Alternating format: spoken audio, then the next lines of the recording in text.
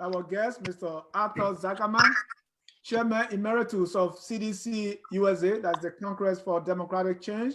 Welcome to this special edition of Focus on Liberia. We call it our Saturday special. We're going to be delving into the Congress for Democratic Change, that's CDC. We Mr. Zakama, who's been a former chairman of the USA branch, is going to walk us through CDC Then, CDC Now, how we look at both. And then we go into the politics of the day. And they said, so Mr. Zakama, if you are right there, we say welcome to Focus on Liberia. Thank you very much for the invitation. All right, folks, as you can see, there is our guest, Mr. Arthur Zakama, comfortably seated. You heard that. He is a chairman emeritus of CDC USA. So I can tell you, this guy knows about politics, so we brought him in so that we can talk about the politics. Our topic against the CDC Then, the CDC Now, and the politics of the day. And so, folks, all is set, and we will bring in our guest here. Still making some adjustment there. Folks, bear with us. Our guest is making some adjustment there. So the topics will be teasing, and it will also be spicy. So don't go anywhere while our guest gets set here. Again, this is Focus on Liberia. This is where we educate, we elevate, and promote all things Liberia. All right, let's bring in our guest, Mr. Zakama. Again, welcome to Focus on Liberia. Thank you very much, Mr. Anthony here, and I want to say thanks to Focus on Liberia crew for the invitation. It's an honor. We are also honored to have you. We will go strictly into business here. We brought you in for the very entertaining topic, the CDC Then, the CDC Now, and the politics of the day. So we will get your introductory statement. Tell us the CDC you knew, the CDC Then, and the CDC you know now, and the politics of the day. Tell us, what do you know? Mr. C, before we get to that, I want to welcome, for the first time on Focus on Liberia, Mr. Arthur Zakama, who I met once in my life. And I'm so honored and thrilled to have you, Mr. Zakama, talking politics. So thank you very much. For a lot of people who did not meet you like I did, just tell us a little bit about Mr. Zakama before we even go into the politics. We want to know you. This is our home. Welcome. Thank you very much. Well, I don't know what people want to know about me, but plenty of things. Okay, plenty of things. So I would like to say, first of all, I'm a family man. I'm married, and I've been with my high school sweetheart for 33 years. We have 3 children, and they are pretty much here with me in the United States. I have a 30-year-old son, a daughter, 28, and a 14-year-old. I have my 28-year-old is a medical doctor, and she's practicing in San Francisco. And my son works for Delta. And also professionally, I'm an IT person. I currently consulting with the Federal Reserve Bank for Atlanta with my office in Minneapolis. And I've been a community advocate for the last literally 28 years. And I serve as board chairman of the Liberian community in the state of Minnesota, where I reside. I also serve as national president of the Federation of Low-Fat Association in the Americas. From there, I became deputy chairman for administration, CDC-USA, for 4 years, and later on became the national president of CDC-USA, where I was part of the team to carry on voter registration in the Republic of Liberia, and also participated in the national election where we were able to make sure George Weah and the institution became the ruling party of today. So I'm very proud that I was able to ascend to the national leadership with the aid of many Liberians within the party.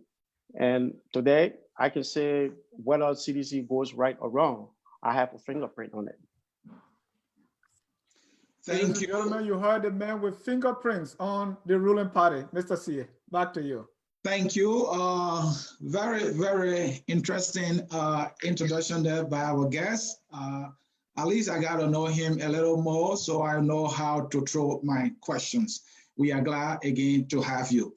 Now, Thank you. for our topic, the CDC then, the CDC now, and all the politics of the day. Has anything changed? A lot have changed. You have to look at CDC as an opposition and CDC as a ruling party. When we say CDC, an acronym, whether we're referring to the Congress for Democratic Change versus how it has morphed into the Coalition for Democratic Change. So sometimes we have to kind of understand the acronym, even though they are sound the same, but the ruling party is the Coalition for Democratic Change. So that coalition brings together three political parties. That's the Congress for Democratic Change, the Liberian People's Democratic Party, LPDP, headed by Tyler, and the National Patriotic Party, headed by the current vice president and Cyril Island, I believe, the chairman. So yes, that marriage came together again. It's not a merger, it's a coalition, meaning each political institution maintain their own identity. So I want for people to understand that part whenever we talk about the CDC. So CDC it's like Salah. Yeah, It's like- it's mixed, right? Yeah, so I just want for people to understand that acronym. When you're talking about CDC, you gotta really tell us, are you talking about the ruling party or the opposition? I mean, when it was an opposition party. So thank you. All right, so do you not mind to tell us what was the good then, the ugly, and the bad? And now we also want to know, are there any good, bad, and ugly for now? Well, let me just say that every institution has its own life cycle, and it's obvious, that you're going to go through from one phase to another. Say from the foundation when CDC was founded, it was difficult to really organize and make the Liberian people to gravitate towards the party, because as the party espoused then about bringing the change that they so desire compared to now leading and implementing policy is too different. Okay, so I would say when we were opposition, it wasn't all milk and honey, because it took us 12 years. It took us 12 years to really ascend to power. So as opposition, I mean, you could find that there were people who could not sustain that arduous work. So some of them have to cross over to the ruling party. As we all know, in Liberia or the third world country, many times when the party is in power, they try to do everything to strangulate the opposition in order to bring other people on board. Okay, but I will tell you one thing that I can tell you about CDC. The partisans were very, very committed to the party. They were very committed. So it retained its member and were able to recruit new members, especially in the United States, where I was fortunate to have worked with Chairman Asiva Tupa. When we took over, CDC wasn't really extended beyond three major chapters. That is Minnesota, Pennsylvania, and I believe the DMV. But when we took over, we decided to extend CDC purposely to create awareness and to be able to convince people what CDC stood for. So we used that and our influence serving the community before to really educate Liberians about what CDC, if given the power, will be able to do. So we extended into 19 states. So we had legitimate 15 chapters and four other states as represented. So that awareness, that bond that we established, and the momentum that we took to the election actually began to resonate with many Liberians that it was time to give CDC the opportunity to serve, especially after giving Madam Elif Salif 12 years with billions of dollars being pulled into the nation, and yet and still we could not see any major sustainable deliverables for Mr. the Liberian. Zakama, Yep. before we go any further, I just want you to clarify, are you still a member of the CDC, and if yes, to what extent have your role or your involvement changed since you were chairman of CDC USA? I play a major role in CDC. I'm a member of CDC. I have not changed since I came back. I've been involved with my with the national. I communicate regularly with the national chairman and give him advice. You know, sometimes when you leave power, you want to make sure that the next leadership is actually looked at. You don't want to be perceived as one who regretted of leaving. You want to make sure that other people serve with dignity. If they need you, they call on you. And that's what I got from Mr. Jackson, and I'm still getting from Mr. Logan. So obviously, I mean, in terms of membership, unquestionably, I am a bona fide member of CDC. Talking about membership, through it all, to this day, is Mr. Arthur Zakama a proud member and happy about his party? Let me just give you an analogy, and I will get to that. I'm a father, and I have 3 children. Not every time they would do something that I like, and perhaps they might not even do things wrong one time. Maybe it's something they would do for a long time. I cannot disown them. And I always like to use this parable. Because you build your house and it's leaking somewhere, part of that house, you don't go and break everything down. Okay, you have to look at the structural design of that particular location to see how that you can fix it. So yes, I am proud of it, but am I satisfied with everything that is going on? No, I think there are a lot of things that we can look at and and recalibrate to make sure that we remain on course, on track for the Liberian people. Because again, this is all about implementing policy that we once upon a time championed and promised to the Liberian people. I like that analogy about the house leaking. What's leaking on the CDC? I mean, obviously, when the government took over, you have to understand that there will be some a learning curve. So there were some things that were that I would say, in terms of implementing the policy and people who actually should be placed in those areas to implement those policies. Look at it this way: you champion a policy that you strongly subscribe to, and you find out that because of some arrangement at the back end, you have people who perhaps were not, part of that crafting of such concept. So to translate the abstract concept into real time become more like difficult for them as compared to, say, you take Mr. Aziva Tupa or Mr. Joe Jackson or Mr. Say Dr. Broble. I'm calling names of prominent seditious, or Charles Croji, or any of these people who they are in agreement. They are agreeing with the concept of CDC. And in Liberia as well, I'm only calling people here because CDC is an auxiliary. So obviously that's what I'm talking about. So yes, I strongly do not believe that it should be all CDC identity, but I strongly believe that in major areas, when it comes to implementation of the policy, you need your own people. Thank you. Let's come to this. Sometime in 2012, your party crafted something you call the CDC vision. Yep. In that piece of document, you lay out 8 cardinal things that, in my opinion, you will do when you come to power. God has blessed you.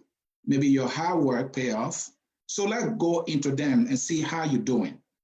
Number 1 is you promise to unite our people.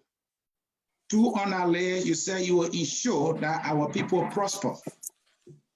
I want to know whether our people are prospering now and whether you are uniting our people. Thank you very much. I would say from what I have gathered from people within the government and people outside of the government, people outside of the government are not being informed about development, and sometimes development perhaps is at a snail pace. So some people are not really feeling it. And I would tell you that communication, has to be worked on significantly from the government side to the Liberian people. I said this to say, in terms of unity, we have to understand that our politics has become polarized, okay? Has become polarized and is very much entrenched. This is not about CDC coming to power. When we talk about reconciliation, CDC literally brought in a lot of opposition and neglect, and I would say, and put a hold on its own members or policy, than even Unity Party. And some of the policies that was carried on, I would not consider myself a radical, but I would tell you that if I was asked, what do you think that went wrong in your government? I would say by not auditing the past government. Because today, CDC is being held responsible for everything that happened, and that's unfair. We're talking about 2 years of administration. 2 years. And a lot of things not going on right. There are some things not going on right. Doesn't necessarily mean that it is CDC. It's just that CDC came in trying to bring everybody together, retain a lot of people in employment, okay, in government. And at the same time, these same people were leaking information out, wanted to make the party look bad. And those are things that I think we have to recalibrate to say, look, not that we want to get people up, people need to be trained. That there are sensitive things about government that you cannot just reveal. Like, for example, letter from the president regarding a security factor. Those things cannot be revealed to the public. Those things can be done. But again, when you have a political environment that is so polarized, everything is politics, and it cannot be that way. We have to perhaps. Yeah. Sorry, let me interrupt you. Sorry for interruption. Please, no problem. Yeah, why you think is that? Why was the past government not audited, and why were those people who later became leakers retained? Was it a compromise or something like because of unity? Why was that? I think in the context of unity, because as we all know, not to order the past government, is that unity? That's what I'm coming to now. Okay, sure. The president, because we have to understand, auditing the interpretation in Africa is witch hunt or witch hunting. And the president coming into power, being known as peace ambassador, serving 2 different capacities as peace ambassador, 1 in United Nations, 2 in Liberia, felt that using the word audit against his predecessor would have been perceived as witch hunting. But I personally, with all due respect to the president, I don't agree. I think auditing, the perception is about operational excellence, because you know what you're taking and you know the benchmark where to move forward. There where the Liberian people can hold you for it and say, okay, if you inherited, let's say, for example, job employment, say the president inherited 300,000 people working, and 2 years later, we have only 200,000 people working. That's from 350,000 to 200,000, that 150,000 job loss. Then he can be responsible. I hope you understand what I'm saying. Then he will be responsible. Mr. President, what is going on? But if you don't audit, you don't know what you're inheriting. Exactly. But the Liberian people don't know. That's what I'm talking about. Right. No, I understand what you're saying. I just don't see how that become a question of unity. If forget money, you talk about personnel. Let's say we before coming over, we had 300,000 employees, but now we have 500,000, right? So basic things like just numbers on the size of the government, these are very important. So will anybody not do that and say, because of unity, I'm not going to ask any question? That doesn't sound logical to me. No, I mean, again, like I said, in the context of our Liberian politics and the interpretation of which, I mean, auditing from some of our background and knowing like where I work, I mean, auditing is very obvious. I think whatever profession you find yourself in, you have people who are independent auditors that come and check to make sure that you're doing the right thing. Even in IT, we are audited to make sure that we are producing high quality product to our customers. So obviously, until Liberian people can understand the definition of the context of auditing, they will not look at it as a witch hunt. I think it is in our frame of mind that the president thought, okay, instead of politicizing this thing here, let us move on. Let us move on in order to move the country forward. Now, within that time, what did we hear from the former president? That she left money there. That becomes more like inarguable from our end to say, no, that's not true. Because we refuse to to audit her. And this lady is now out there getting appointments, get renowned positions in the international community, or because she feels that her hands are clean.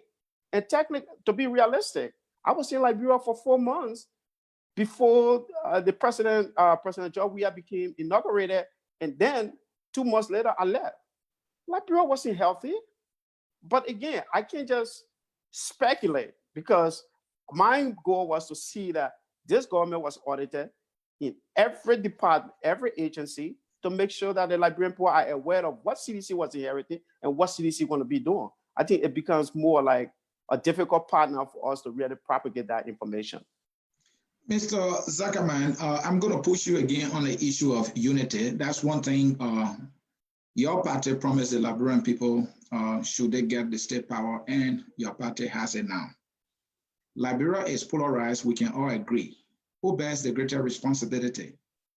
I think the government. You are in charge, okay? Oh, yeah. And that's undeniable because, like I always told my partisan, that we inherited this government, everything that happens to it, or everything that's going to happen in the next 6 years, we own it. So yes, we have to take full responsibility for the disunity, but at the same time too, you can have an intractable opposition that only want to see the negative side of this government. I'm saying this to say, the president strongly believes in road construction, strongly believe in it, because he believes that policy, once we can build roads across the country, network, people will begin to get outside of their comfort zone to be able to, establish businesses and what have you. Mr. Zakama, we appreciate the issue of the road construction, but the document that I'm reading from, you number unity as your #1 priority. Then I know dynamics might have changed. That is why you are focusing on road, and we all should appreciate that. But the thing we also seen is that officials in government have become friends with people who bear the greater responsibility for crimes that were committed in the past. So it more like become difficult for you to unite Liberians. Prince Johnson is your friend now. Okay, let me just tell you, thank you for bringing Prince Johnson up. And I will tell you that the political culture in Liberia is completely different than even Sierra Leone or Ivory Coast. And I just want to let you know that before CDC came to power, Prince Johnson, as you talk about, had already been entrenched into the political sphere of our country. The man that we consider to be a war criminal is being held by a county, the second largest population in the Republic of Liberia, as their hero. And he had been elected twice. And this man, as we speak of, Madam Ellen Johnson Sirleaf, once upon a time, have him as an appendage to win election in Nima County. Now he is a kingmaker, undeniably. So yes, CDC tried it twice. CDC ran 2005, lost. CDC went in 2011, lost. Now, coming to 2014, please look at it this way. CDC formed a coalition of 3 political parties that CDC is actually obligated to. The rest of the other political parties were all collaborating parties. CDC is not married to these people, but the point here, they were collaborating parties. They all came over to endorse us. Now, that's political arrangement. So obviously, Prince Johnson still remains senator where we met him. We didn't take him from there, but he supported us to win Nima County. That's the only way we could win. Right. So for the sake of this marriage, you have to look the other way. Well, it's the culture. It's the culture that demands that. Not actually, I have to turn my face around. It's the culture. What does that mean? The culture demands it.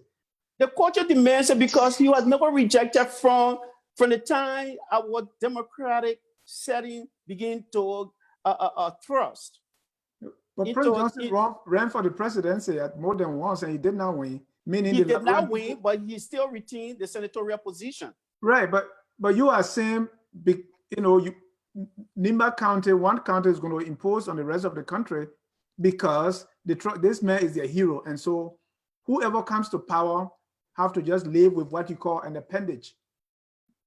Yeah, and the reason why I'm saying it is that if the people of Nima County would have made Prince Johnson irrelevant, and Madam Sirleaf did not establish a stronghold of such culture of bringing Mr. Prince Johnson on board, I don't think he would have become a relevant figure after 12 years.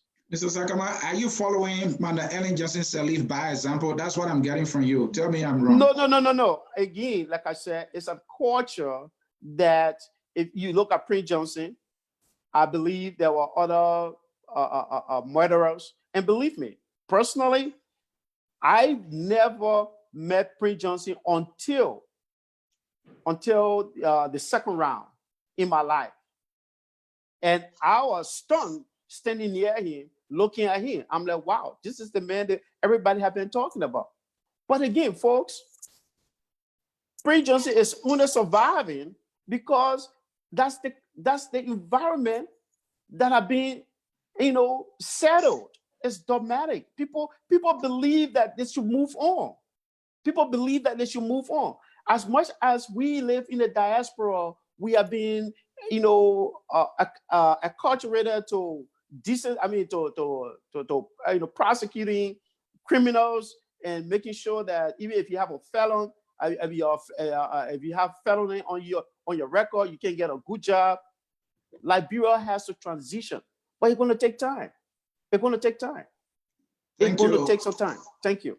Thank you, Mr. Zakama. Again, folks, in cyberspace, this is Focus on Liberia, and we are having a Saturday special with the Chairman Emeritus of CDC-USA, Mr. Arthur Zakama, discussing the topic, the CDC Then, the CDC Now, and the politics of the day.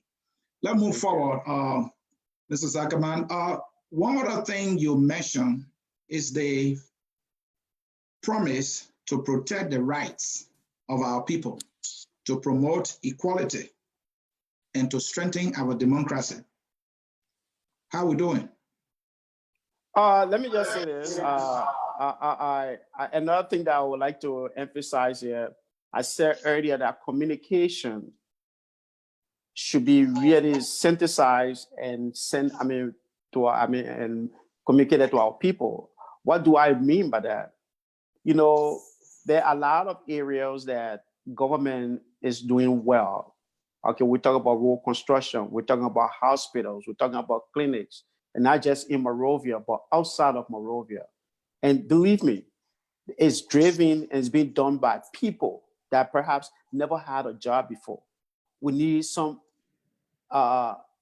we need numbers to really showcase to the Liberian people that last month the government was able to hire so and so people. Liberian people are not getting that, but there are people getting employment through contracts and what have you. And in regards to the situation in Liberia, I think there's a lot of opportunities for us to move forward. We see a lot of support from the World Bank. We see a lot of support now coming from IMF. We see support coming from USAID. And I think that learning curve that this government went through in the last 2 years, people are now understanding specifically what they need to move forward with. There are things that perhaps they were not capturing, and now they're going to be doing it, or they are doing it now. So I strongly believe that the better days for Liberians are ahead, and I can see the beginning is this year. Let me put you on the issue of democracy that you promised to promote. One thing in democracy is election. That's right. We saw a series of elections that you were able to provide leadership for. And I can tell you they were not pretty. The one with Talia Uri was not pretty. We saw our president in Logan Town campaigning for his candidate with Talia Uri's picture on a casket, and the president was part of the people who were marching in support of a candidate. Is that how you promote democracy? Well, let me just say that I did not see that video, but this is what I can say. That the president, I think democracy is actually thriving in Liberia in a sense that I'll give you two examples. District 13, CDC's actual endorsed candidate, Mr. John Weir, okay, that the president took high power delegation in District 13 and campaigned vehemently for our endorsed candidate. What happened? He lost to a seditious who deflected to become an independent, okay, without interference. Without interference. The next one was the senatorial position. The senatorial position. When Geraldine Doe passed, may her soul rest in peace. Okay, the president campaigned again. Even for that particular campaign, he was criticized. But we went to the election without interference, without manipulation. We lost the election in our own stronghold. You don't find that easily in Africa. The next one is you spoke about Talia Uri. Yes, that particular district was too much of a hot button. But again, just imagine they went into that particular district. She filed in protest. It was reviewed without interference. And what happened at the end of the day? Abu won. And she saw that. It was clear in that particular area that the question, it was actually surgically investigated in terms of the counts before they could announce the result. So I think when it comes to election in Liberia, it's much intense, and that's the climate that it creates everywhere. It's just that we don't see it, except you are much closer to the scene in this country. But every precinct has lawyers or multiple lawyers, making sure every count is actually microscopically reviewed before they say 1, 2. That's how they do it. But we don't see all of these things. Only when there is some, let's say, confusion, then you hear that in court. In our country, no. The people get on the internet and, hyperbolically intensify the whole situation. That's the problem. That's why we look at it that way. But I think we all, as Liberians, must support our democracy. It's still, to me, it's still at its infancy. It have not really matured, and many of our people too have not really matured to that level. So everything is being vitriol, but we have to work on that as well, our temperament. Thank you. In democracy, putting forth candidates that will be role model and good example is another ingredient that many people, I think, cherish. That's right. You put forth a candidate who was indicted by LSCC. Does that speak well of you as a political institution? Thank you very much. I would tell you that Abu Kamara, a man that was indicted, we have to understand that did LACC indicted him? The Liberian people, they just said CDC made a wrong choice. Let's say CDC made a wrong choice and sent in and selected Mr. Abu Kamara to represent us.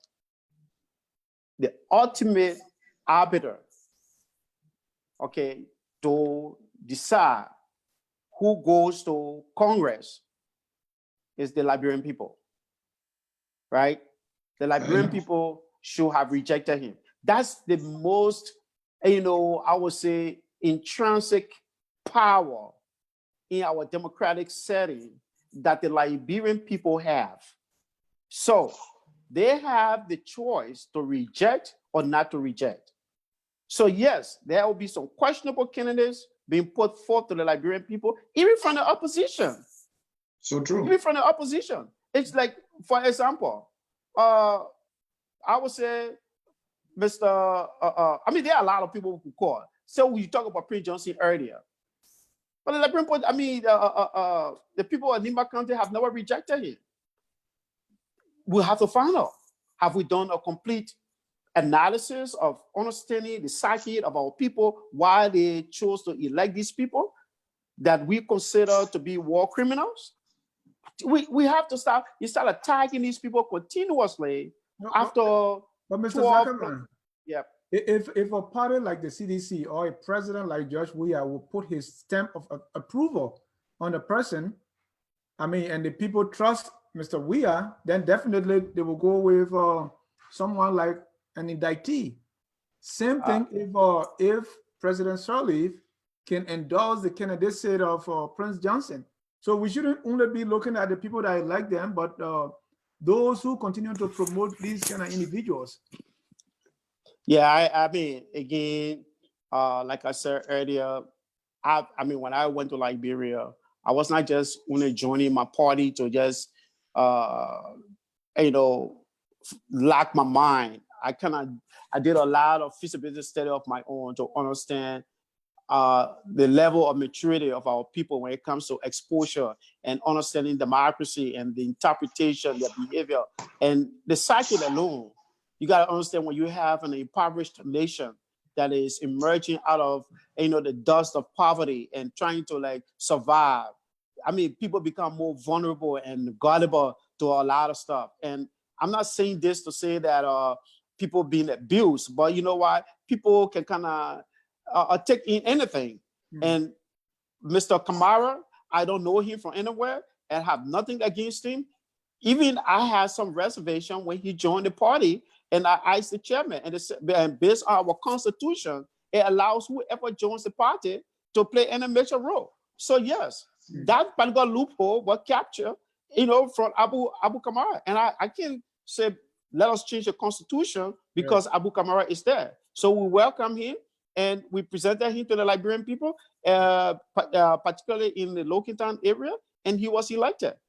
Again, I don't think everything should be looked at the leaders, because you got to understand, Ambassador Weah in CDC, it is the party that endorses, it's not an individual. Okay. That's understood. Let's look at this question of disenchanted citizens. Okay. We keep hearing that. Do we have those people, and why is it so?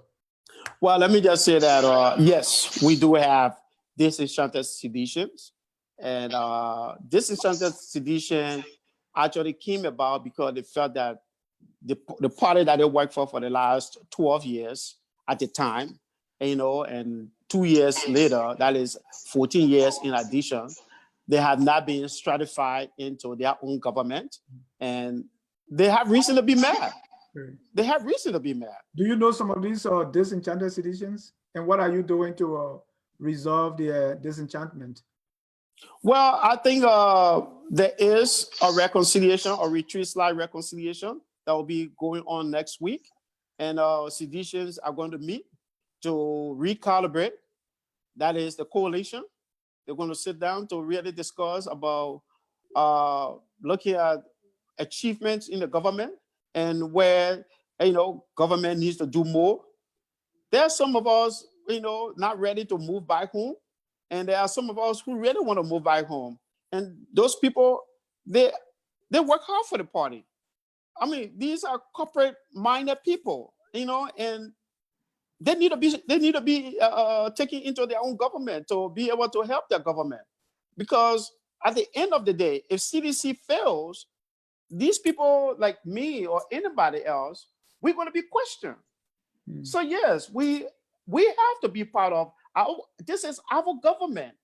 I'm not saying that we can bring in other people, because I strongly believe that the diversification of CDC, bringing in experts, people like you or anybody without political tagging, we have to bring these people that can do the job so that CDC, as we envision from our party, to remain in power for the longest. If we don't perform, like Liberian Paul can say, what, enough is enough.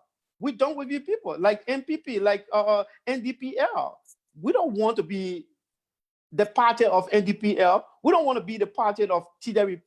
We don't want to be the party of other political party that is not relevant. We want to be the CDC, that brand that can be marketed after 2023. Thank you. Again, folks, this is Focus on Liberia. Here, we educate, we elevate, we promote all things Liberia, and we have with us Mr. Zakama, Chairman Emeritus of CDC USA, and he is in the hot seat. We are having a political talk with Mr. Zakama. Chairman, I wish to take you by a little bit on that Abu issue we're discussing. I think we left something out. My first question on that is, was he a bad candidate? If so, if you were advising your party then, would you have advised that, Habu should have been withdrawn? Thank you. Very good question.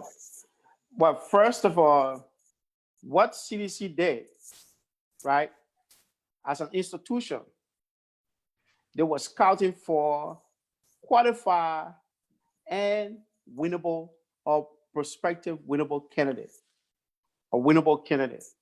So instead of, like people have been saying, the president choosing a candidate to run on the party's ticket, the party went out looking for people to see who can win that district. And of all of the candidates, Abu was seen as one who can put a good fight for CDC. And that is now a new culture being exercised in the party or practiced in the party to make sure that the candidates that we're going to be choosing will be people who resonate well with their people within that district. So Abu came from there, and Abu has very good influence in the area. So yes, I would definitely, but again, when you're scouting for people, you want to know what all they have done, good and bad, and see which one outweighs the other before you can put the person out. And I believe CDC, under the leadership of Mr. Moba Molu, did their homework and felt that the work that he did in the area outweighs whatever that perhaps could come against him. And that's why he was put out there. And here we are today. We can brag now that we have a representative from that district. I'm still trying to catch up the name of the district anyway. I think it's District 15, if I'm not mistaken. Yeah, District 15. Yeah, District 15, because I'm aware of District 16. Well, thank you. Yeah, so you kept talking about culture. You are the party of change. But the culture you are referring to, I am surmising that it is that old ugly culture that you detest. So you're confusing me. Speak to that.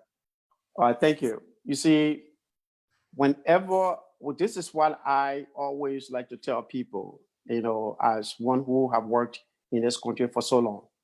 And I can tell people, even in the court, when we talk about corporate America, that you have to understand the culture, the politics, the people, the mover and shaker in that environment. Mm. You can't just enter a place and change it immediately. It takes time. It takes time. Okay, let's look at Maserado.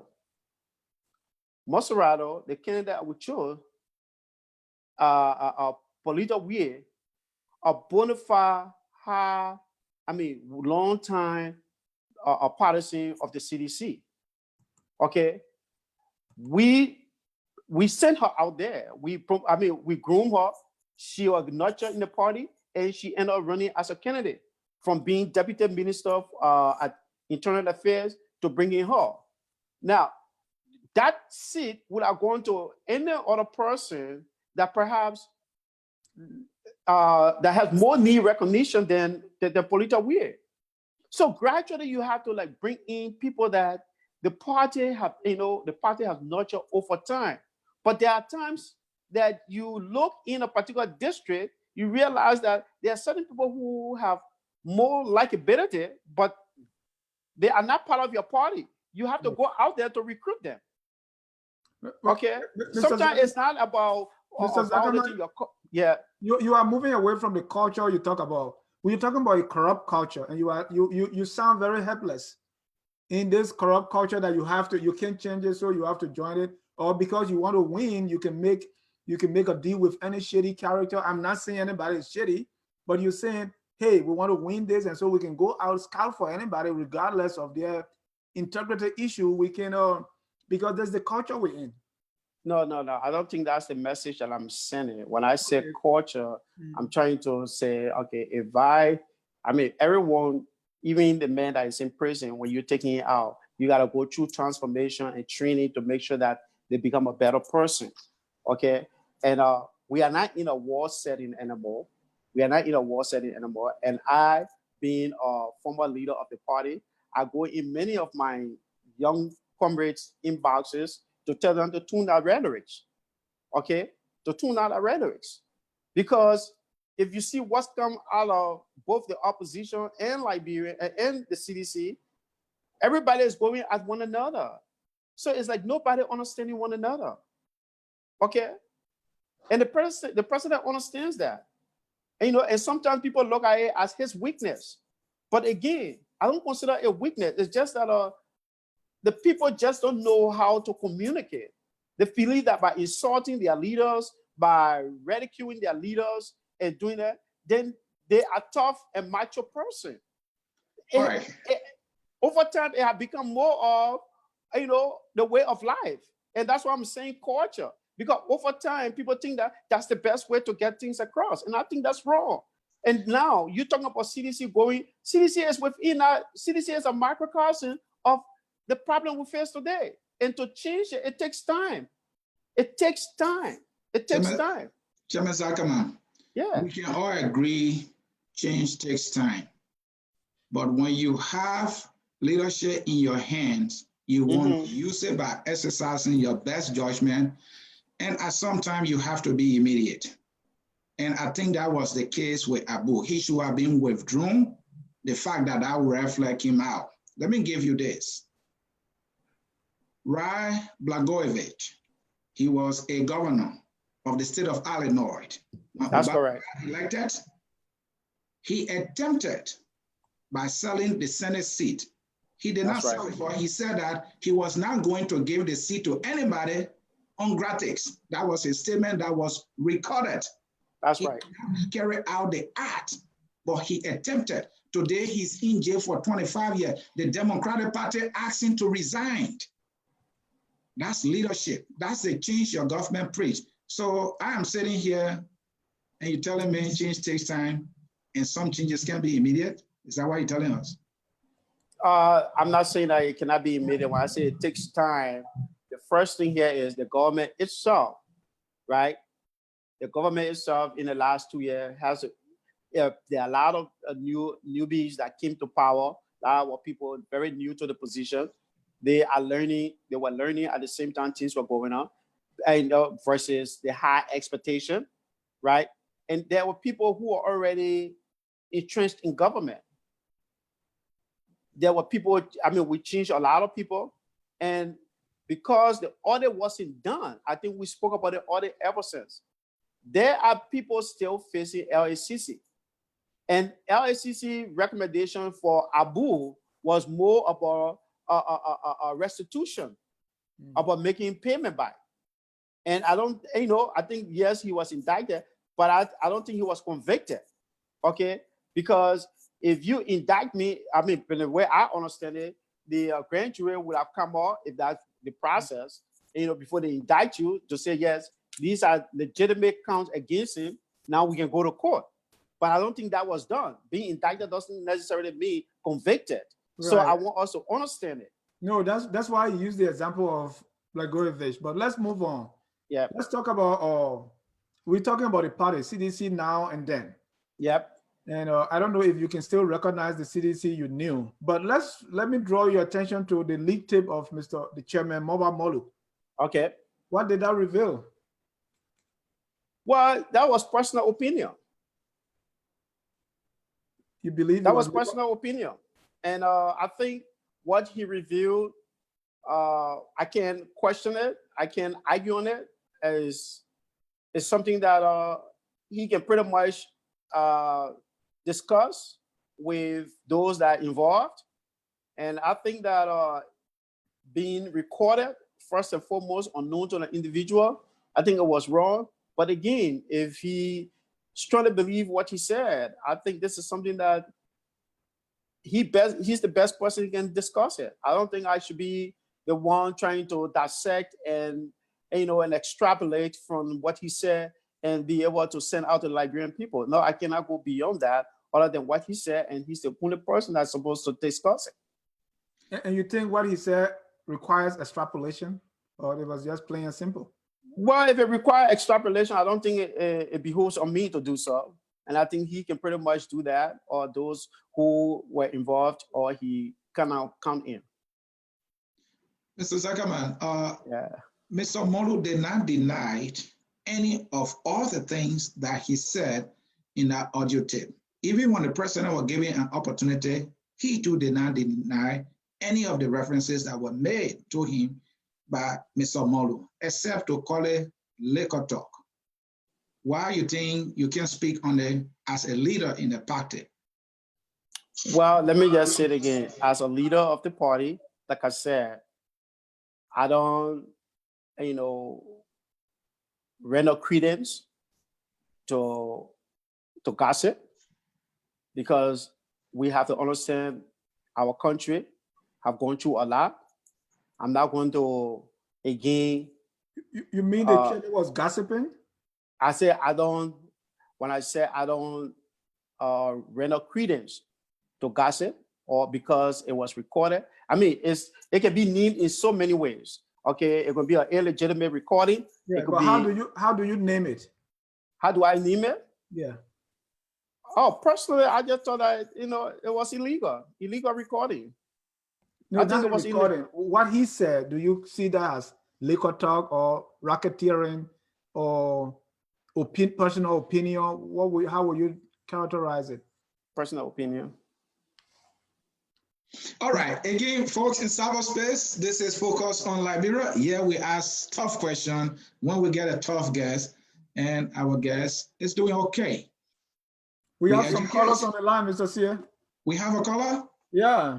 All right, let's take that one. You are in charge there. Take that one. Let's see. Caller, your name and where are you calling from? Yes, hello. Hello, this is William King calling from California. And William King is part of Focus on Liberia. So that's a full disclosure. Mr. King, your question or comment? Well, I'm not calling in that capacity. Yeah. I would like someone to seem great and report that to the CDC. Sir, what I wanted to say about things. I think that you bring up a very solid point with regard to Senator Prince Johnson. We have a democratic process, and the people of NIMBA have looked at all of their candidates and have decided that this is their preferred candidate of choice. And so we have to respect that. And from a political strategy position, it will be political suicide to go against what the people have decided to go with in the place of NIMBA. One thing I do want to say is that I think the rhetoric, the conversation of CDC that it's an open government, that they want Liberians to be involved in rebuilding Liberia. I think that that's something that I'm not sure that they have gotten right at all. I was in Liberia, and just from a Liberian person wanting to do business, wanted to look at starting a investment in banking, and I went there to connect with the central bank.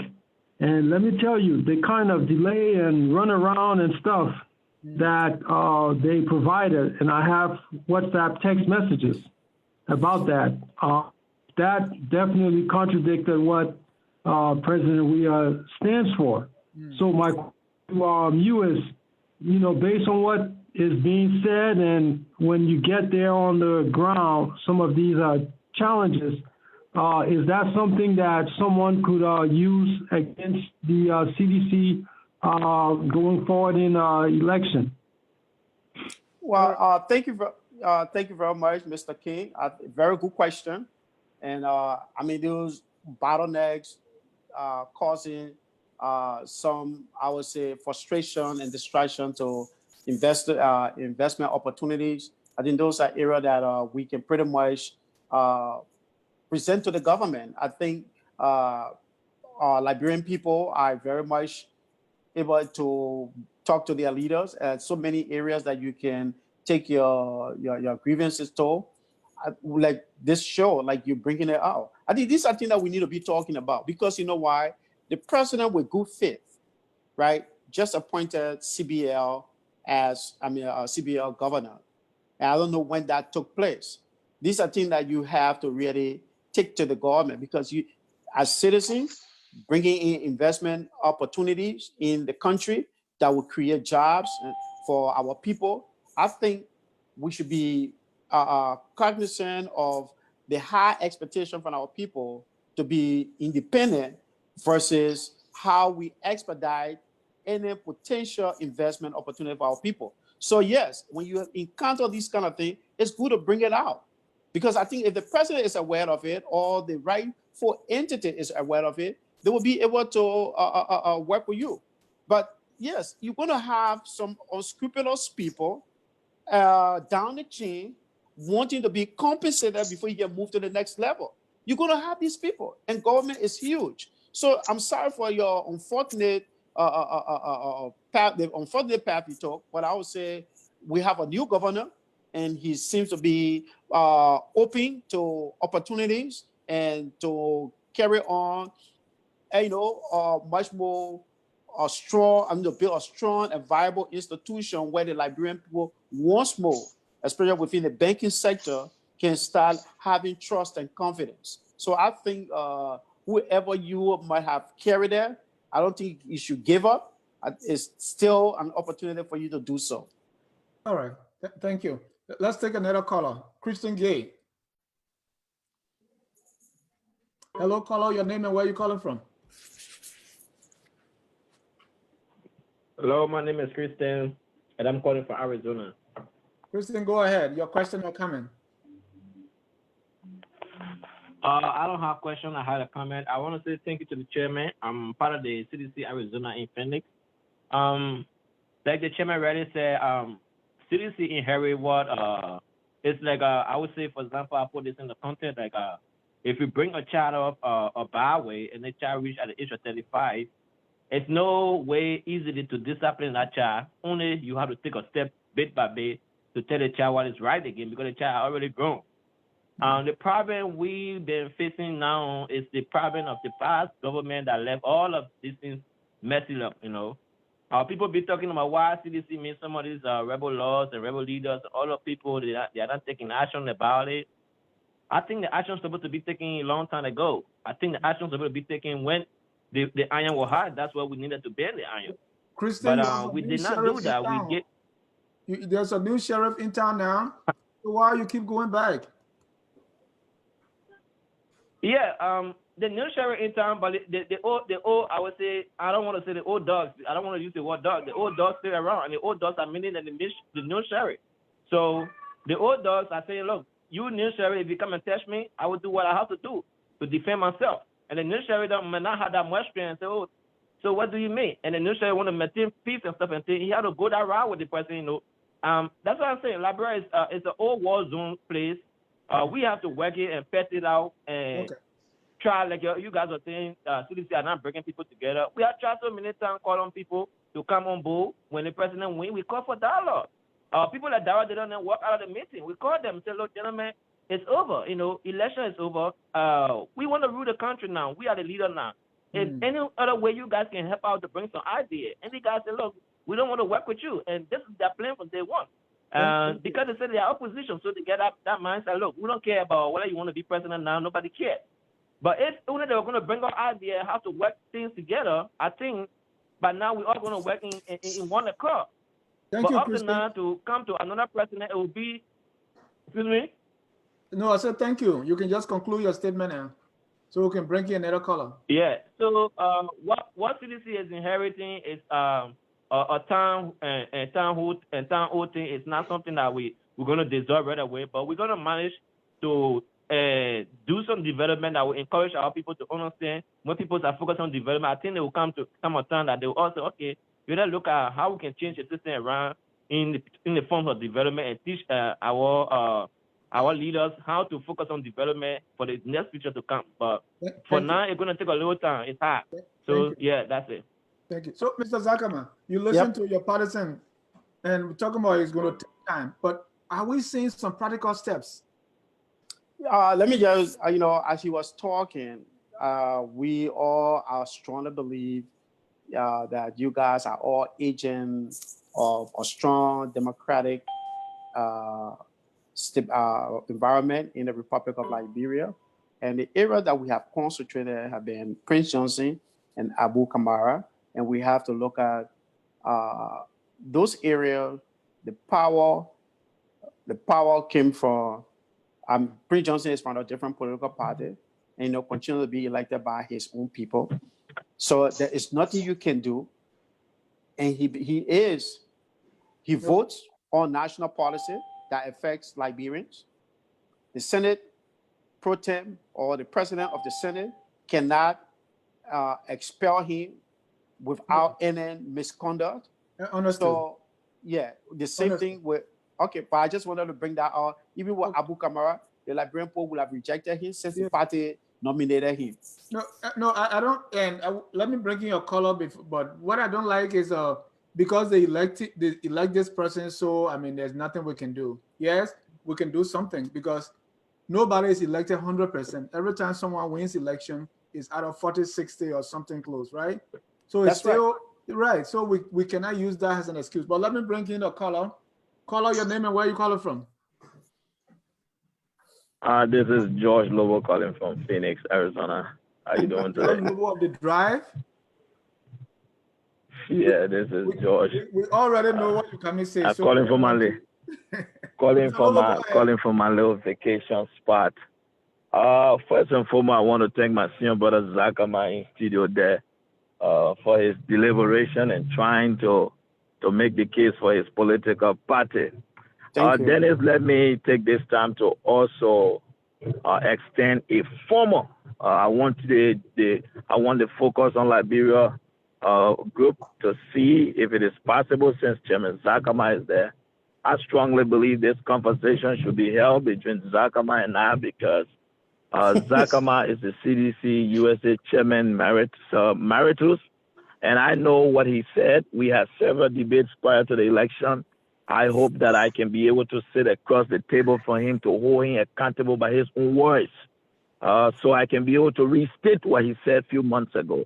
And so he can be able to tell the Liberian people what he said and tell them where they are today.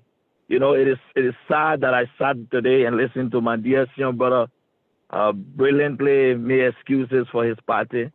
and try to be very deflective of most of the questions with regards to his party chairman, Moluba Molu's revelation. He deflected from it and said it's an opinion. I don't know where in the world the party chairman makes a statement of the stand-up bearer and the ruling and the president about his appointments that he's making and the basis upon which the party are appointing cabinet officials, and you say that's an opinion, but those people were appointed. I don't know where in the world that is an opinion. We can go back and forth. But let me ask Chairman Zakama a couple of things he said here. Before I get to the chairman, let me go to the state. To your partisan, the CDC who called before me said they inherited, I didn't get the analogy he was trying to use about the old whatever he called it. But I want us to be very clear, Chairman Zakama, being a professional, giving the country that you people inherited, which means the CDC government inherited. Liberia was a stable, functioning, democratic society. The Liberian National Police was ranked number 17 on the continent of Africa, number 2 in West Africa behind Senegal. The economy grew at 3.2%, that which the president stated in his own State of the Union address. And today, we see where the economy is. We see where inflation is. Inflation is at 33%. The government have initiated a wage harmonization in the tone of a slow economy with high inflation. Given the promises you people made as a political party, I want the chairman to tell the Liberian people today, what have the CDC done to upgrade the living standard of our people? I want the chairman to please highlight some of those accomplishments in the healthcare sector, in the educational sector, in the vocational training sector, what have been done to give our young people skills. And my next question to the chairman. Chairman Zakama said the party has challenges and they are encouraging Liberians to go home. And when William called and asked and gave what happened with him, the chairman said the chairman found another beautiful excuse to make for the government. Chairman Zakama, the facts are clear. What William was stating was an example of what happened at the National Housing Authority, where money was being extorted from potential investors in the country. We have the audio. Those are not speculations. Those were not opinions. Where high-profile CDC, including the president's name, was mentioned in that major scandal that was swept under the rug. I want you to tell us, you talk about the president is encouraging Liberians to go home. The guy who owns Renaissance Business, Moluba Yokpo. Moluba Yokpo in 2005 was a sedition. In 2011 was a sedition. Moluba Yokpo in 2017 supported the Unity Party. He was at the Maritime Commission. He was sent abroad, obtained a master's in maritime affairs. The CDC government dismissed Yokpo because of his affiliation with the Unity Party. The guy took his leave. He established a business in Liberia, the Renaissance Business. Over 4 occasions, that business have been destroyed, vandalized. He's been beaten by EPS security personnel. Is that the climate that President Weah, who said to us that Liberians will not be spectators in their economy, who is extending an invitation to us to come? Now, those of us in the diaspora, if a man who is in Liberia, his business is not protected. Let me lay the premise and get off. Yeah, you have an opportunity. Let me lay the premise and be gone. Okay. Okay. Yeah. So my point is, for those of us in the diaspora, when we see these things happen to Liberians in Liberia, what assurance does it give to us abroad that we should go to Liberia to invest, given what we know happening to those who are opposition on the ground? I saw your partisan said they invited us. You fire all the other guys who disagree with government. We know that. We can list the like of Mo Ali.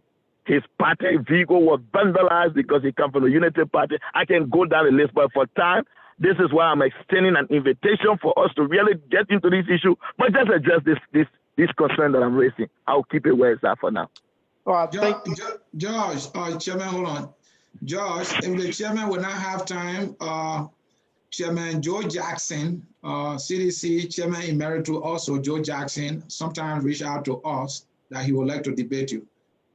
So that's it there. I take the challenge any day. Just let me know, schedule it, and I'll be prepared. Just let me know. I'll make myself available. Thank you, Josh. Mr. Zakama. So I accept the challenge. Well, thank you very much. George Lobo, traditionally, he's my uncle from the Kisi tribe, and I'm from the Loma tribe. So I want to say respectfully, thanks for your question. And I just want you to, one thing about politics, when you try to hail your political party achievement, you try to like gloss it over everything and make it look like it was all hunky-dunky in hunky-dory in the UP party. But that's not true. No, you have to look at a lot of factors, economic factors that took place on Madam Ellen Johnson Sirleaf. And to her credit, she attracted the international community. But within that, you have UNMIL, United Nations military in Liberia, over 8,000 planted across the country, increasing the purchasing power of our country, creating jobs for many Liberians. Those are things that you guys should be looking at. You look at Asela Mittal coming in, Saint Darby, all of these people coming in. Before Ebola, yes, UP had the opportunity. The reason why some of us continue to hold UP responsible is because we were at the epicenter of transformation, but everything became stagnant. Okay? There were many integrated institutions erected, but they were all built on symbolism to attract the international community, like LACC. LACC was not functioning. Let's be realistic. If you have a president saying that I will put my neck on the chopping board, what that does is that it compromises that institution for moving forward against that person. When you have a president who said, I take full responsibility because of bankruptcy at no cow, it compromises the integrity of the institution. So it makes all of those institutions toothless. And that's something that many Liberians are trying to ignore. And those are the things that we inherited. And that's where I stand today. It would be me alone saying that the decision by the president to not have audited the past government was one of our biggest mistakes. And I strongly believe in that. Okay, when UNMIL left, they left a huge void.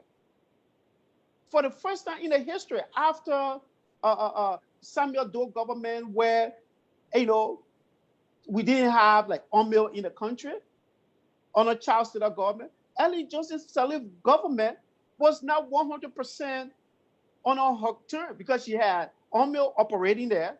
By the time I was in Liberia when UNMIL left in 2008, pretty much when they started 2018. So UNMIL was there true our way while Ellen was in power. The security sector they're talking about, the police basically were not operating. You know that. UNMIL was doing everything. So yes, the dressing fine and just standing up, EPS, yes. So who knew the CDC did not put a lot of people in the security sector as compared to what we thought? Many of the people that are in the security sector are people that work on the past administration. Many of the people from the field operating group to the top, most of them, they are all members of NSA on the past administration. So what are you doing now to make all these, or to turn things around? You have to train the people, because what? The void created by UNMIL, the police, as you can see, police now being trained and at the same time be given equipment, giving the resources to be able to create peace and stability in the country. How about the economy? How about the economy? How you hope to Okay. turn things around? But the economy also, like I said, it created a lot of void because after Ebola, many of our investors, some really reduced the workforce. We know the problem. What are you doing to fix it? But I mean, we have to restore it. And to do so is, first of all, we have to fill the void. So what government is doing, government is trying to invest in infrastructure, building roads, building hospitals. Okay, and those are the things that we're looking at to create more employment. And at the same time, trying to attract investment opportunities. So the president is getting out there, bringing people to really help, where they are. So signing new contracts to bring in Mr. the Zakama, electricity grid. I know that's not your strongest area, but those are not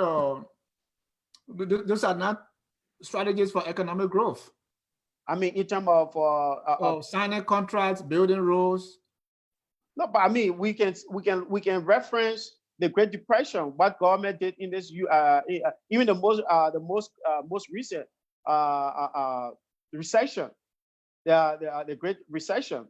Government invested in infrastructure to bring back employment. So those are not. You don't have to be the strongest in economics to understand that. Because we are one of those that were victim of the 2008 recession. And when government began to put back money into building the infrastructure and what have you, giving a tax incentive to its citizens to purchase cars, what happened? People began to, the economy began to pick up because what? They infused the money into the economy by those sectors. Okay. So I don't think you have to be the best economist to understand that. Okay, that's your strategy. Let's move on. Let me bring in Wilton Kettle. Mr. Kettle, you're live. Oh, thank you, Brother John. I've been listening to the conversation, and I would like to say thanks to your studio guests for coming out and giving the position of CDC. I'm not a seditious, like I said, but I support this government. And I love the president. So I listened to another caller that came on and tried to justify some of the things the past government did and shift blame on this present government. And we're speaking about the economy and other stuff. But let me just hit the economy from a practical standpoint. When you listen to Ellen Johnson Sirleaf's interview with Toby Smith, at the time Toby Smith was not part of this government, she honestly said, and I will call his name Mr. Lopo, to open his ear and understand. She openly said that the economy was going downhill. The economy did not. It was bad during the last days of her administration. She attributed that to the Ebola, and the market was not doing good. She said we're trying to pick up, but again, at the time, the war economy said we're going back. All right. So with all of the factors that were involved, she predicted that this administration, this government, will have, so to speak, problem when it comes to the economy, go moving forward. And the question was posed to her. You understand? She told the Liberian people, as a Harvard Tree economy, that the economy of Liberia is not a quick fix. When I hear Lopo then saying, how we fix the economy and what we need to do, the government is not doing that, there's nobody in the world can sit down and just press a button and Liberia economy fix just like that. No. There are pieces of the puzzle that need to get together. And as I look at the government trying to put those puzzles together, I see the economy taking shape. Take, for example, look at the fishing industry. The fishing industry trying to put things together that will create jobs and also bring in revenue to government. You understand me? Take, for example, roads connectivity will open up the country so that people will go into rural area and invest. And also people from rural area that are making farms will bring the goods to town to sell. It will grow up the economy. Liberia economy is not an industrialized economic system where we it's not. Or our goods. No, we don't export. We import almost everything in the country, and the government try to prevail on some of those concession companies that are extracting our raw material to build factories in the country so they can make finishing product and ship outside. That will help to balance our economy. It's not a George Weah administration problem.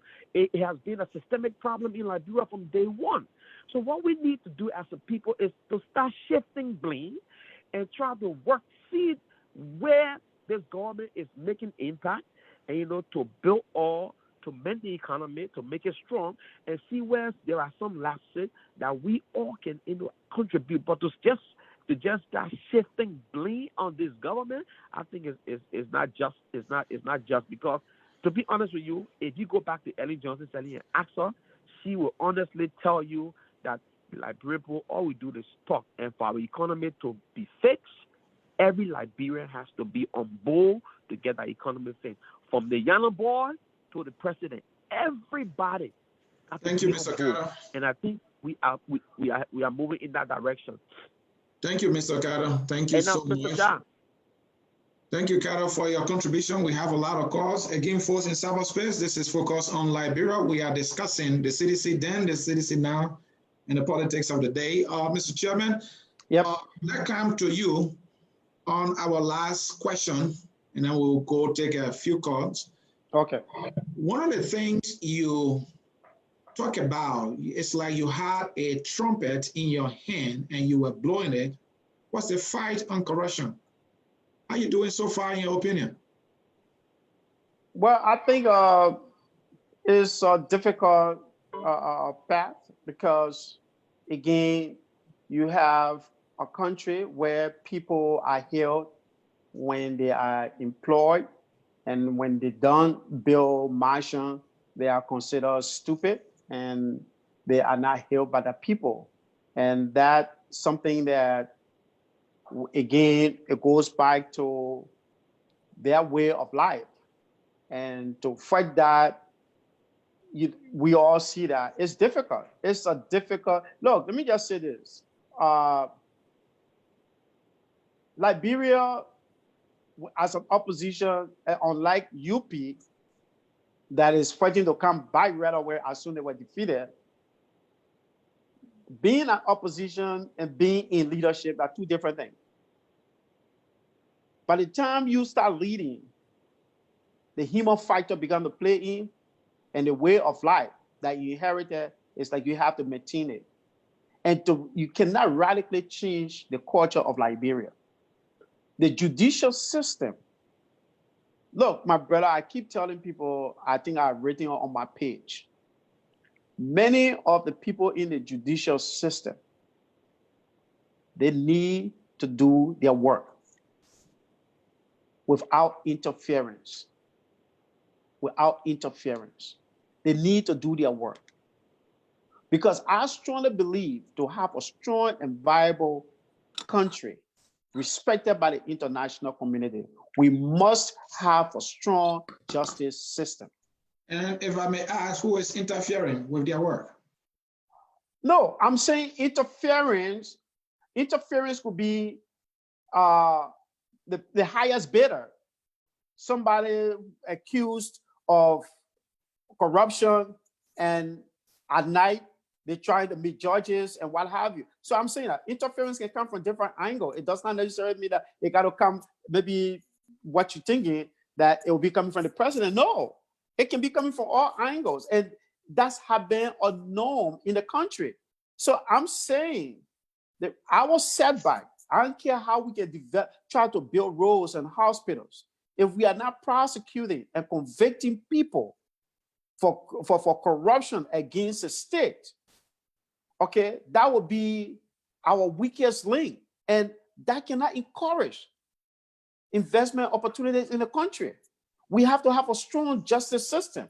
I'm not saying that we're going to be 100%, but we have to start setting example on people.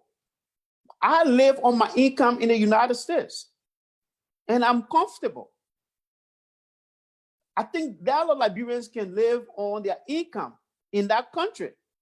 But because the culture that you have over all your extended family coming to live with you, and you are being forced to go outside of your income, is causing a lot of serious loophole in development. And those are things that are, it's not like Ambassador Weah can come to this and say, you know what, Mr. XYZ, like I'll give you a story like what Ellen was saying. Ellen stated that there were, I think, 3 or 4 institutions that once you ascend to the presidency, that undermines the growth and development. She didn't say it, I'm paraphrasing. The Masonic craft, people, whenever they are fired from that area, their group, their people fight for them to make sure they are reinstated or they are reshuffled. The Market Association, those people that sell and what have you, don't underestimate it. They are powerful. They cry, they tell the president there's the only person that's feeding us and what have you. They will do anything to make sure that person is reshuffled. That goes with the Liberia Ministerial Association. How people go to them at night in the church, begging the president to reinstate those people that perhaps she fired or looking forward to. So it has been institutionalized. Yes, Mr. Zakama, let me ask this question. Are you suggesting that justice is for sale on this government or in this government? I'm not suggesting that. I'm telling you about something that is like, is no problem in the country. You talk about the highest bidder earlier. My Yeah, I spoke understanding about of the that highest is bidder. somebody, my understanding of that is somebody with a bigger pocket will get justice, and the man whose pocket has holes in it will not get justice. And to me, I will tell you upfront that as a son of a father who fought a case for 10 years, refused to find a job, all because he was accused of stealing tire. The old man refused to find a job to fight for his children's name, the Zakama's name, to make sure that he was not stigmatized. He was fighting against the forces of evil. He was fighting against a system that was selling justice to the highest bidder until President Tauber being checked out by my father. I come here. Let me just finish this story quickly. So I want to tell you where I'm coming from. So President Tauber took up my father's letter to call James A. Pierre to make sure that my father's case were adjudicated, whether he was going to be right or wrong. But they wanted to make sure because he accused the government of being Congo versus Native. And Tauber did not like that. And Jean A. Pierre went through the case for 3 months. And finally, my father was vindicated and he was awarded so many thousands of dollars for the last 10 years he sat for. So I'm just saying this to you, that that's a system that is so entrenched that we need to fight against. And I think Ellen government tried it. She herself said that it's hard to remove, and we are fighting at the same time. So I'm not saying that we are pampering corruption. I'm just saying that it's a difficult task, and that requires you and I to always reveal these people and the names of these people so that we can shame them. Even when they come to America, we should not gratify them and give them and treat them like kings and queens. If we know that they are involved in it and they were convicted, we should not pamper them. But I see, for example, Ellen Cochran. Ellen Cochran came to this country when she was accused. People hailed her. People hailed her after she ran away. So I'm just saying, where do we stand as Liberians? Today, maybe you can add when she went back, I don't know. It was not the government that welcomed her, though. She went there. Liberians welcome her. That's the point I'm making. Liberians welcome her. Thank you. And whether or not she was not wrong, but to welcome somebody, who obtained that kind of tinted character. And that's why I've been speaking to Mr. Sear. And I agree with you. But something you mentioned, this Masonic crafting, I've been hearing about it. Many of our leaders are involved and they get compromised by it. And so when it comes to making decisions in the best interest of the country, they make decisions to protect their fraternity at the detriment of the country. How do we change that? Well, again, if you listen to me keenly, I don't think that you understood that I named additional 2 institutions the Liberia Ministerial Association. I know what's the last name, Liberia Ministerial Council or something like that, and the Liberia Marketing Association, by this, I think that's another one. But I'm just telling you, these institutions, people that are member in government, if they can individually convince the government, they go through these institutions. And that's something that we have to now start asking ourselves. If we have to transition, there's nothing wrong having these institutions, but we cannot use them as the means of driving the country, because not everybody want to be part of these institutions. Thank you, Mr. Zakama. We have had you for a little over an hour and 30 minutes. No, the technical difficulties were part of it, so I'm so sorry that. Okay, so let's do this quickly. Yeah. Let's get 1 minute comment from each of our callers to come back to you, and then we wrap it up.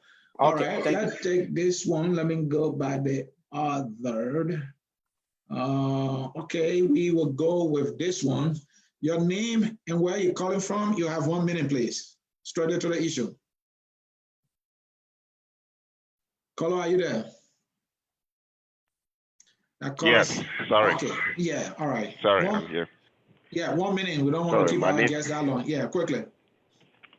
Okay, my name is Arthur S. Solo from Omaha, Nebraska. I will make it quickly. I got 3 things here that goes 2 for you and 1 for the chairman. So the first thing is for you, Mr. Sear.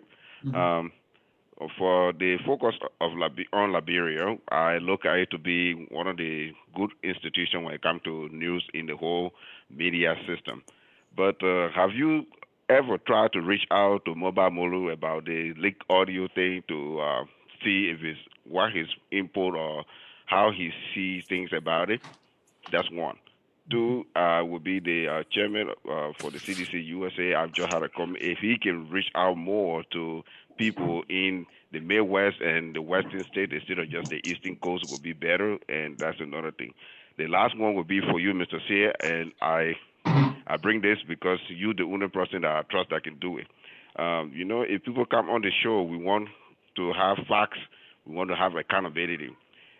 For focus on Liberia, I know you can push and you play hardball. I want you to hold people accountable. Like the gentleman that spoke, rendering a lot of stuff that people were vandalized by the government. You cannot individually identify the CDC people that did it, just common Liberian people.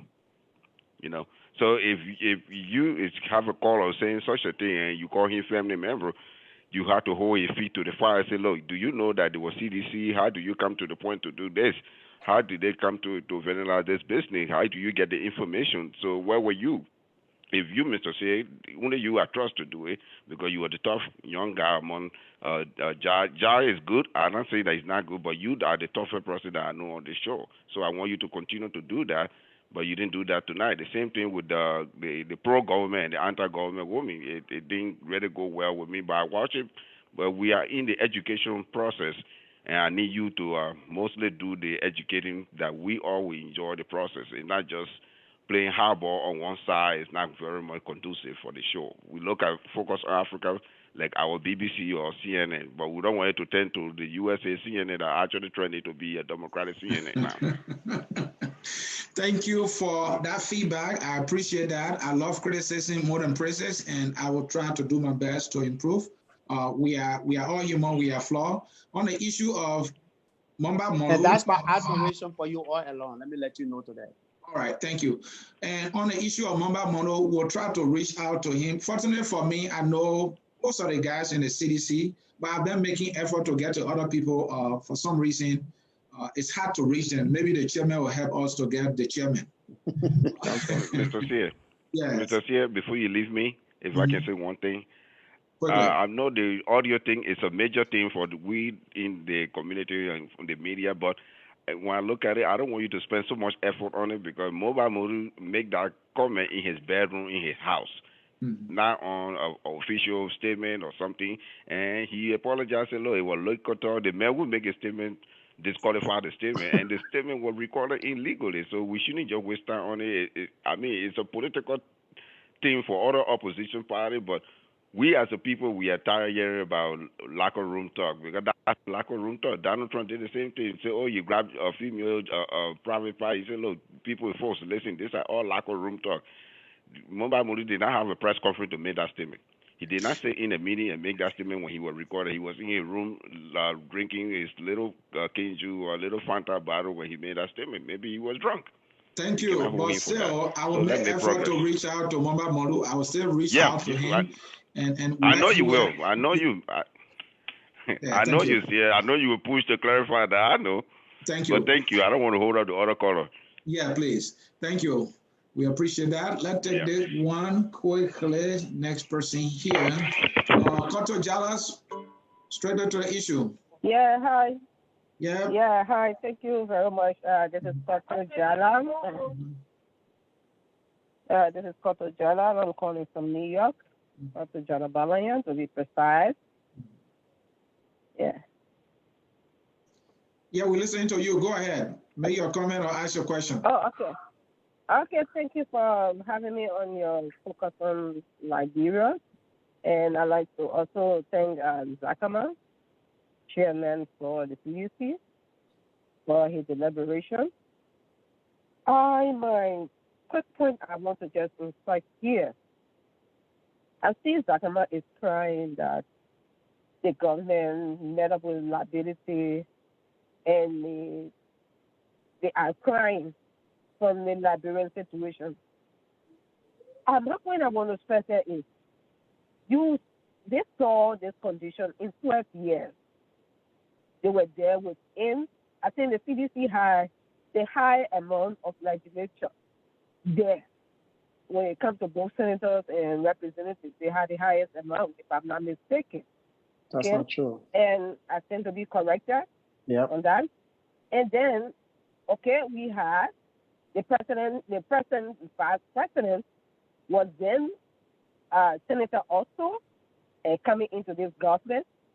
And I wonder, even the president was senator into the past leadership, coming into this new government. There is no excuse of what the chairman is saying there. I think no excuse.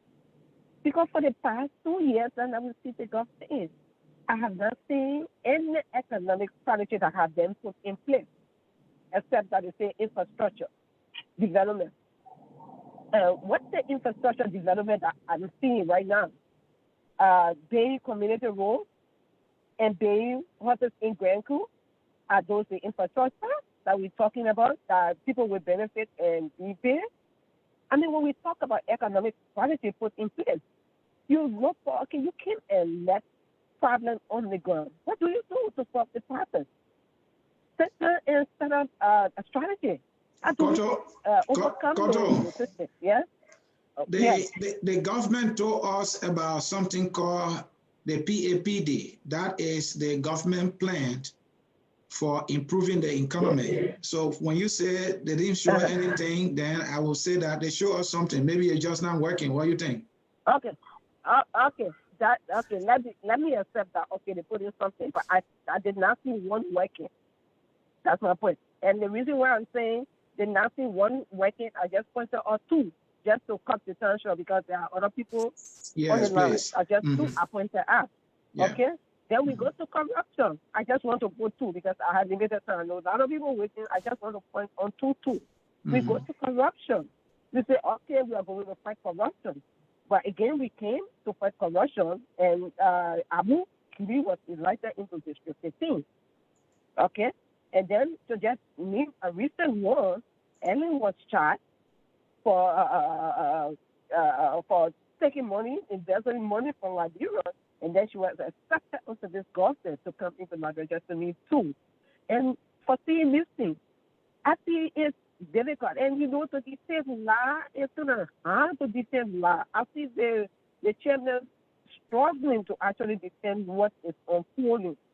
Because if you see, I know Zakama from real boss up to this stage we are male women. He never struggled like this to talk. But I can see the struggle that he's facing. And you know, I feel bad that he has thrown himself in like the next startup on a like he's thrown himself into this brain of youth. So are you feeling sorry for Zakama?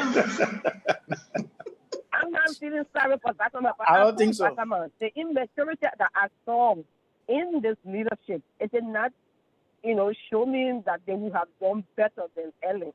Well, maybe in the diaspora, don't you think so? If the Christmas, yeah, the wrong, yeah, that's the thing. That's the rest story. The wrong legal.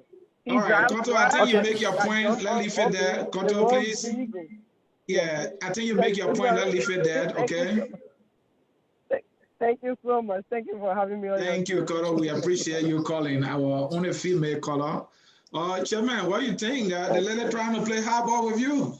No, I mean, again, I like to tell people this, perception and interpretation, sometimes perception can be reality, but I think that is an opinion. She think that I've been trying to circumvent and find it difficult to defend this government. I mean, I made it clear where I have a serious disagreement with the decision that was taken. And I'm talking about what actually unfolding on the ground. And I think we spoke about the economic side of things, and I'm looking at, more visible projects that have been taken on. People talking about local roads, but those, what people don't want to talk about are other areas where development, going. So building homes, let's say middle-class homes in SASTA, those are prototypes because they're going to be much more nationwide pretty soon. And we see that happening with NHA involving, showing some middle income homes being built.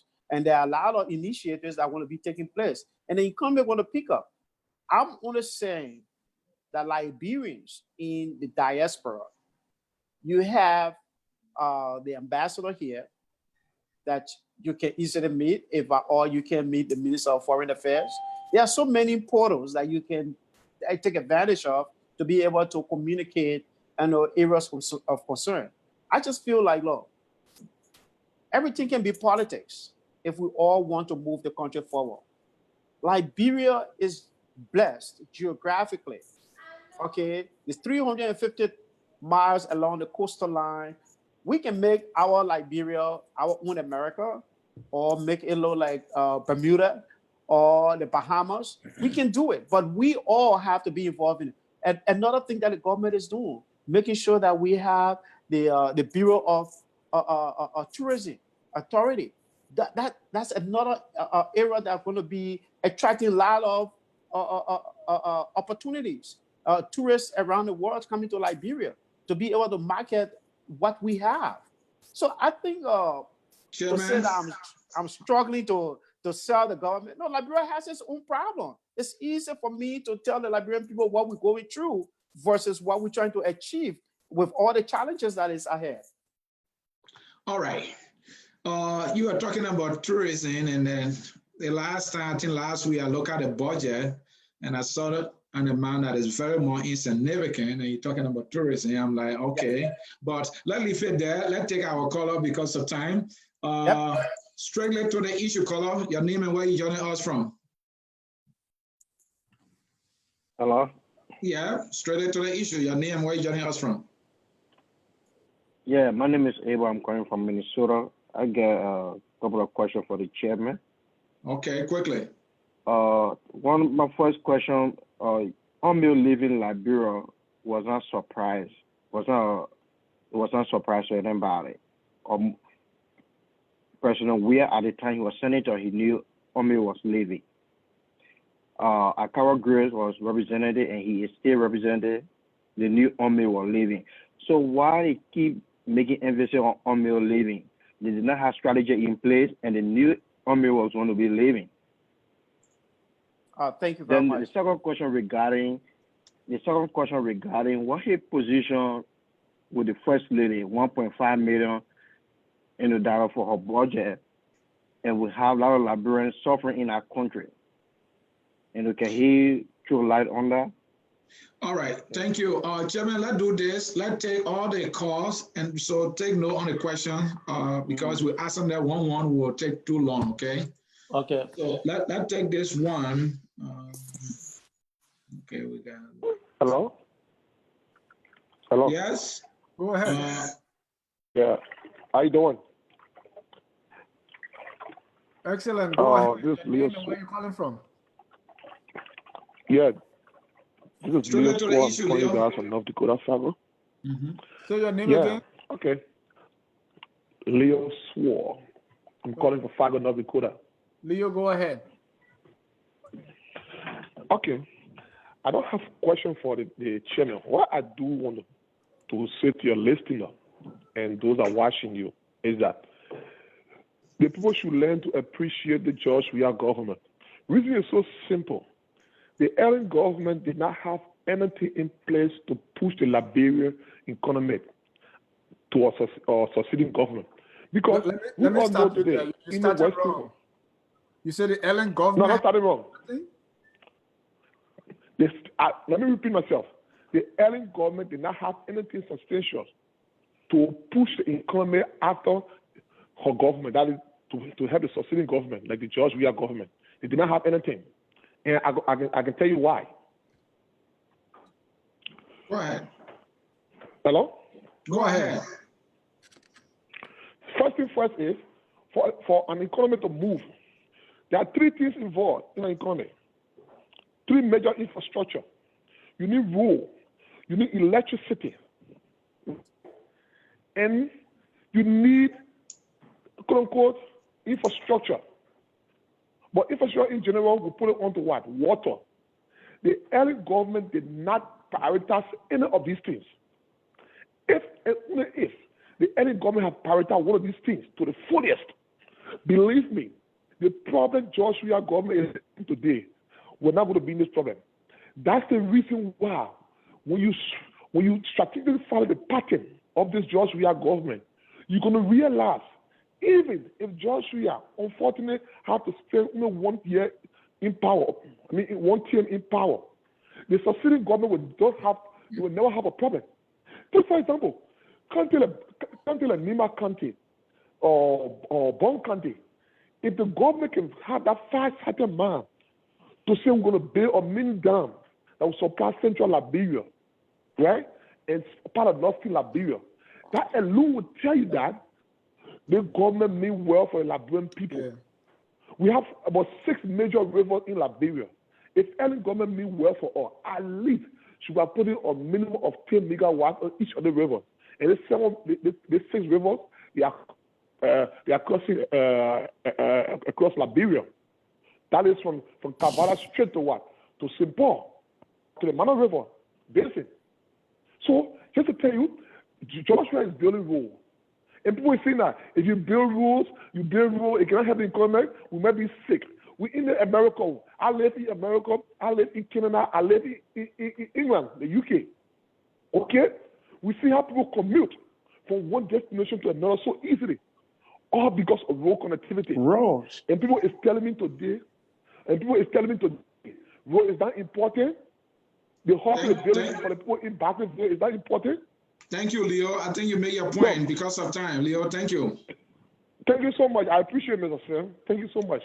All right, Leo, Dad, making a case. Let's come back to you, Chairman. One of the callers asked a question about the first Lily budget, and Leo was just making the point that Ellen Johnson Sirleaf administration did not build the pillars, for economic recovery, and that's why the government is having a hard time.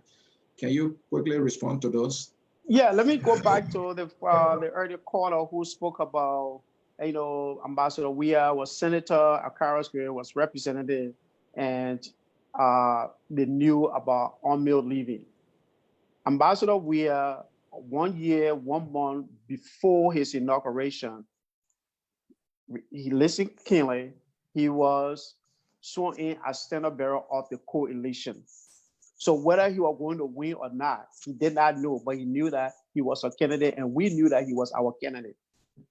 So yes, he was senator, but who needed to put the mechanism in place to make sure that we do not create that economic void, okay? That part of the economy that gave over 2,000 to 3,000 Liberian people a job. It was our predecessor. That wasn't done. Ambassador Weah was sworn in January 22nd, 2018. And on mail, I was still in Liberia, I believe in February. A month later, they started leaving. That became a shock to the economy because what nothing was put in. That government could not, the Weah government could not do anything to put in because what? They are just inherited power and they're about to appoint people. So there was nothing put in place to say it's going to be a business continuity. If there was something in place, the government would have continued that process and strengthened the economy. But that wasn't done. Chairman, let me hold you there a little bit. Hold on, Chairman. I don't mean to interrupt you. Nothing was done, so you're blowing that trumpet. That is okay. But No. I never say that. I'm just saying to build, because that means you got to build from scratch again. Because what? If they would have, like I said, if the Weah government came in and met, let's say, a process already in place, they would have continued to strengthen it. But they have to start a process. Okay. And like I said earlier, President Weah evaluated that system and gave President Sirleaf 80%. It was on peace initiative, folks. It was on peace. Yeah, you know, sometimes we tend to obliterate the facts and say, yeah, it was general. No, it wasn't. It was specific to peace. But let's get back. Let me go quickly to the First Lady, 1.5 million. I think I've been hearing a lot of people talking about, oh, she doesn't need a budget. Let's look at it this way. There is no initiative being taken care of by the First Lady that who you going to go to? The Liberian people for money when they are financially, let's say, destitute. So what she did, she's fundraising at the same time, asked for a budget to help the Liberian people. This is going right back to the Liberian people, folks. I understand this is where the First Lady has to be accountable to the Liberian people. To say, yes, she's receiving 1.5 million. Yes, she will be audited. As long as she's receiving money from the government, she will definitely be audited. So I don't see any big deal with it, you know, when she's building folks' homes and the same money is getting there. So yes, you can audit her because it's the Liberian people's money. But again, I don't see anything wrong with it, especially with knowing that the First Lady usually take on initiative all around the world, not just the First Lady, maybe different First Lady, but not because the wealth of this nation, you have people giving money to the First Lady to carry on major initiatives. But to be real, Africa, you know, way of governance is a little bit different. So if sometimes we want to replicate it from the West there, then I would be like, yes, I want to see it, but it doesn't seem like that's how it's going to be. Chairman, you are putting yourself on record here that you will make sure to demand the other report about the First Lady, the fact that she has a budget. Are you putting yourself on record? Oh, obviously, if you're receiving the Liberian people's money, listen, let me just say this. This is not about, this is about governance.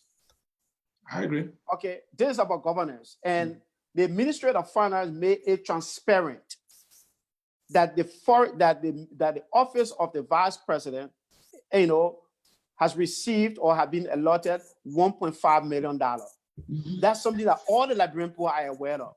So there is nothing wrong to say it's obvious. So long it is budgetized, at the end of the day, it has to be actualized and make sure that if it is true, GSC can come and verify projects taken versus money used and be able to come up with their report. So I don't see anything criminalizing the system, but I think it's up, like I said earlier, audit should be seen as operational excellence. Right. But Mr. Zakama, you earlier mentioned that the Liberian people see audit as witch hunt. Will you not be singing the same song, you know, after the First Lady have used up the money and you say, well, we didn't audit because the perception is audit is a witch hunt? I think this is where the Weah and Taylor's government will have to set precedent as we move forward, just as Ellen did with waiting to transition the presidency to a democratically elected president. I think for every change of government, we should be willing to set something different, set something new toward that incoming government. So I believe strongly, as this government it's trying to build institutions and strengthen them. Yes, auditing the government would be something of a high priority. Why I say this? There were people who were, dismissed, and they sent them over to LACC to make sure that their exit was actually in place, and they would make their formal report. So yes, over time, the institution then will be reawakened. Let me read some comments, Mr. C, if you don't mind here. Please, quickly. Hamilton Zilli said, my brother, CDC couldn't have won this election if people like Ellen, Prince Johnson, and the likes had not orchestrated the whole process. That's why it has become very difficult for the president to prosecute, or to put it bluntly, initiate an audit. This is an open secret. Let's not be deceptive about this. Photonic Vincent say, how long will the CDC keep talking about the past administration? They refuse to audit the past government. Ferguson 1 year said, I sometimes feel sorry for those people who think this government is corrupt, inept, and incompetent when there is no proof to show about their allegations. Man Janga's son Del Perio say, what's Mr. George Lobo saying here? Didn't your Unity Party close down businesses? Your government was like a trusteeship type. You had GMAP and Unimill heading everything. What's you talking about? Steve Bole, why didn't you say because all those people were pulling out, you couldn't run for elections? You knew all these different factors, yet you still went and ran. Great point, Mr. Chairman. You also inherited the power to audit. Go ahead and do it now. It is not late, and that should not be an excuse. Emmerich Nicole Benson said, but you knew that Unimill would leave. Stop making excuses for that, for the lack of ingenuity to move the country in the right direction. Though Christopher DeWoo said, what kind of economy did Ellen Johnson inherit? Since you guys are making excuses.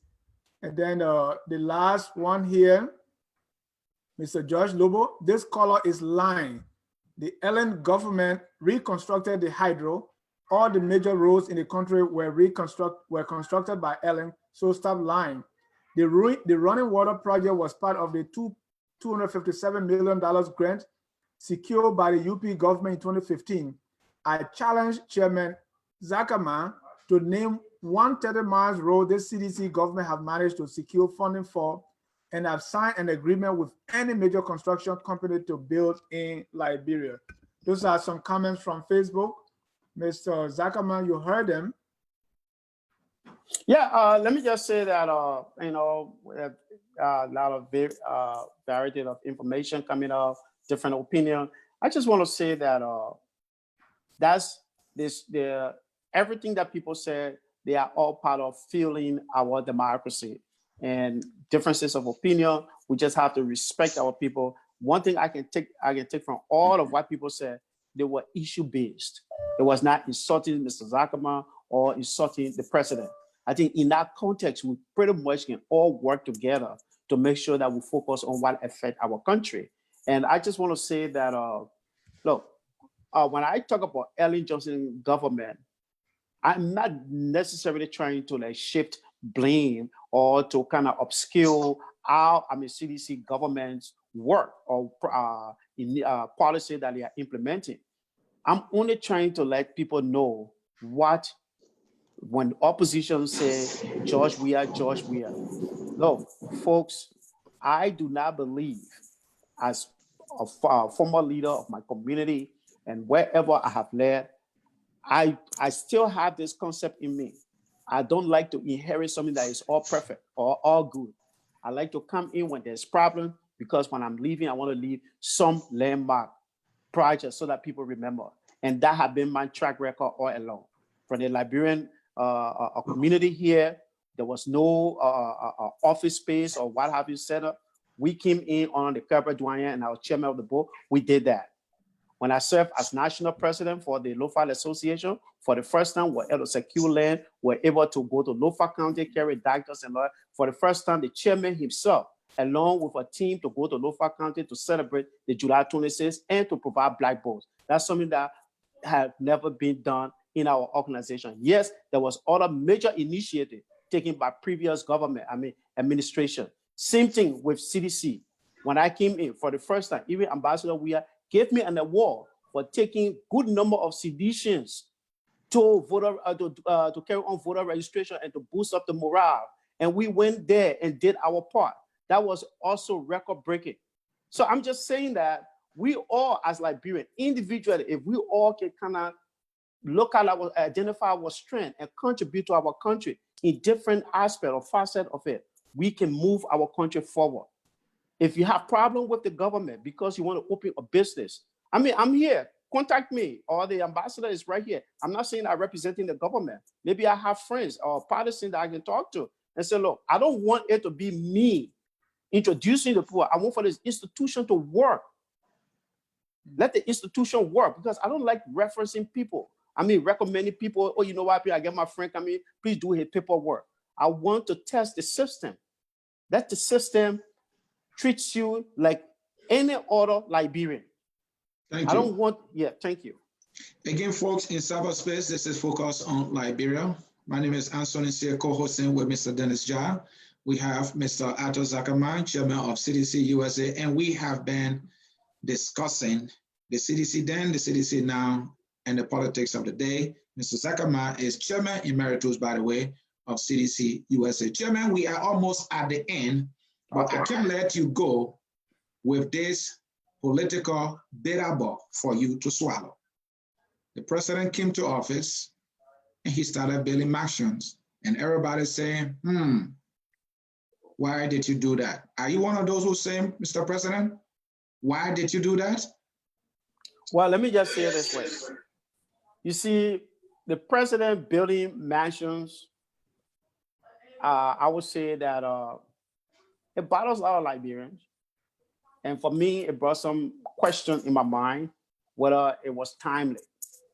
But to say what we've been hearing, speculating that it was the Liberian people's money, I think that's, for me, that's more of a conviction, convicting the president already, because nothing had been proven, and that's like part of a society. I question that whether it was timely. And if you ask me, as I would have said, he played his soccer, he has wealth, he can build anytime. He can do anything he wants to do. But, when he was elected and he built the place, built those homes, yeah, it brings a lot of question to many people. And I think those are legitimate questions. But again, I just hate for people to speculate that it's Liberian people's money. Look, you can have legitimate questions, doesn't necessarily mean that you have to prosecute or be the jury and convict and then now say he stole our money. That's all. We all have to yes, we can have reservation, but you can't say, yes, that's it. That he did it. He took our money. No, because this man, let's just assume that he was broke, but his son is rich. You know what? His son gave him money and it just happened that he won. Right. So those are things that we all have to even seditions. Some are concerned, what happened? The president rich, he got money, or his sons get money. They may have millions already. He played with millions, he has it. But again, Liberians, even with your reservation, do not convey and do not say they may have stolen.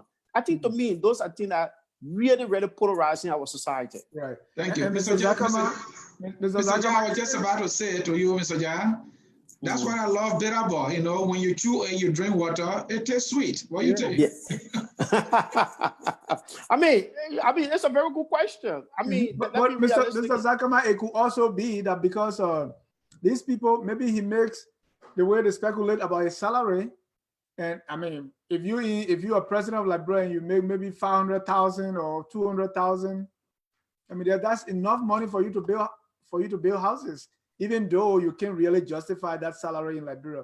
But that's not my question, and I don't give bitter balls like a colleague. But here is my question to you.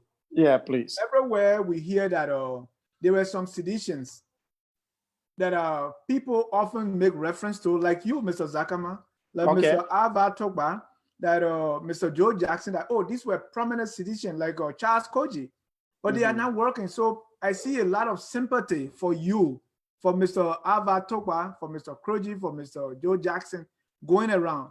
Do you have that sentiment, or do you sometimes feel sorry for yourself that you are not in the government? Or do you hear what I'm hearing concerning how people feel that those of you who work very hard for the CDC are not enjoying the fruits of your labor now?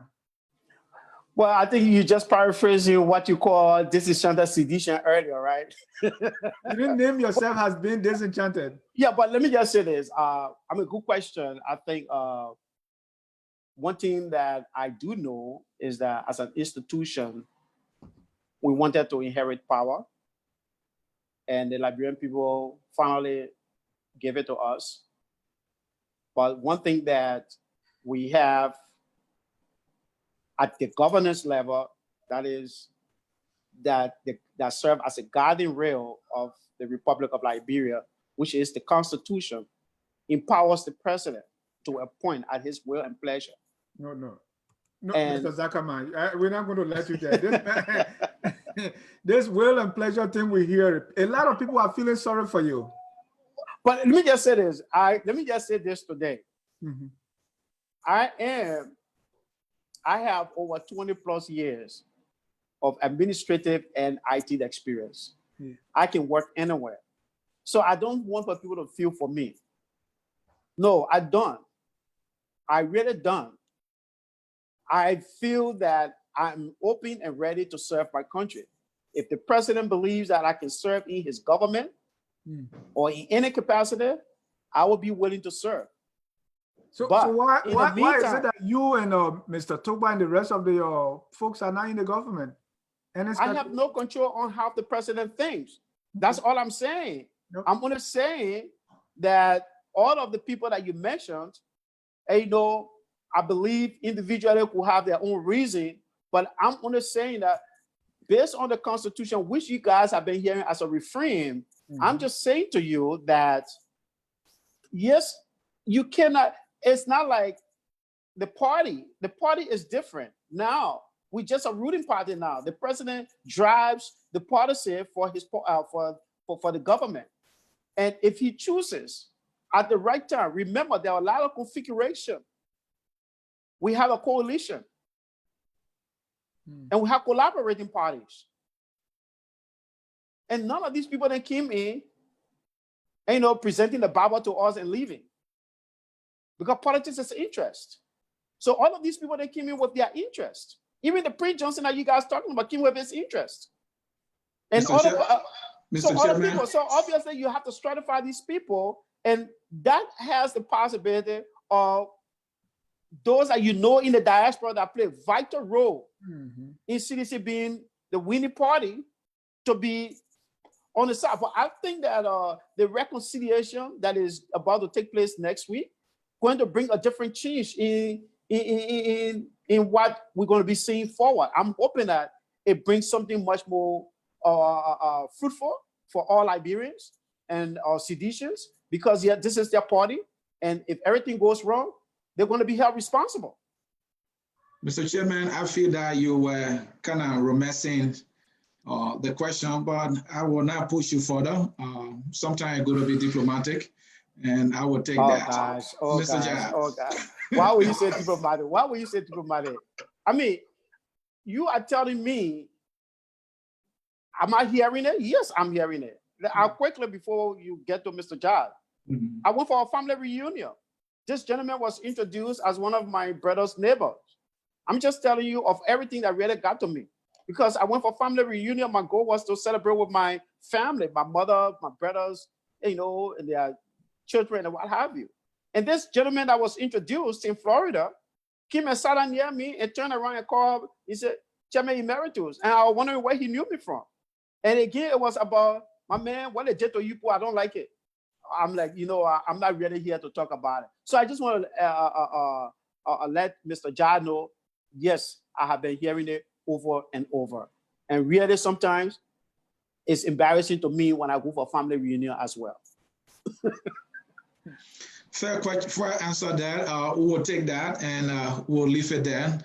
Again, folks, in cyberspace, we are coming to the end of our broadcast. We will get back to our guests with a closing comment. And for your closing comment, we will give you this question. How hopeful are you that your government will do well for our people, and why? Thank you very much. I am very hopeful. After 2 years, I would say some agency went through some learning curve, some went through some steep learning curve, and now 2 years, I believe they have settled in and they are ready. We have spoken to some of them, and some of them really going to look at more visible projects, impactful projects that Liberian people are going to see. Want to make sure that, especially to attract investors, to kind of provide some tax incentive to investors to come to Liberia, and also to help other struggling private sectors to see how they can help boost them with some loans. There are a lot of things in the pipeline, coming. Like I said earlier, that let us not underestimate the same thing that happened in the U.S.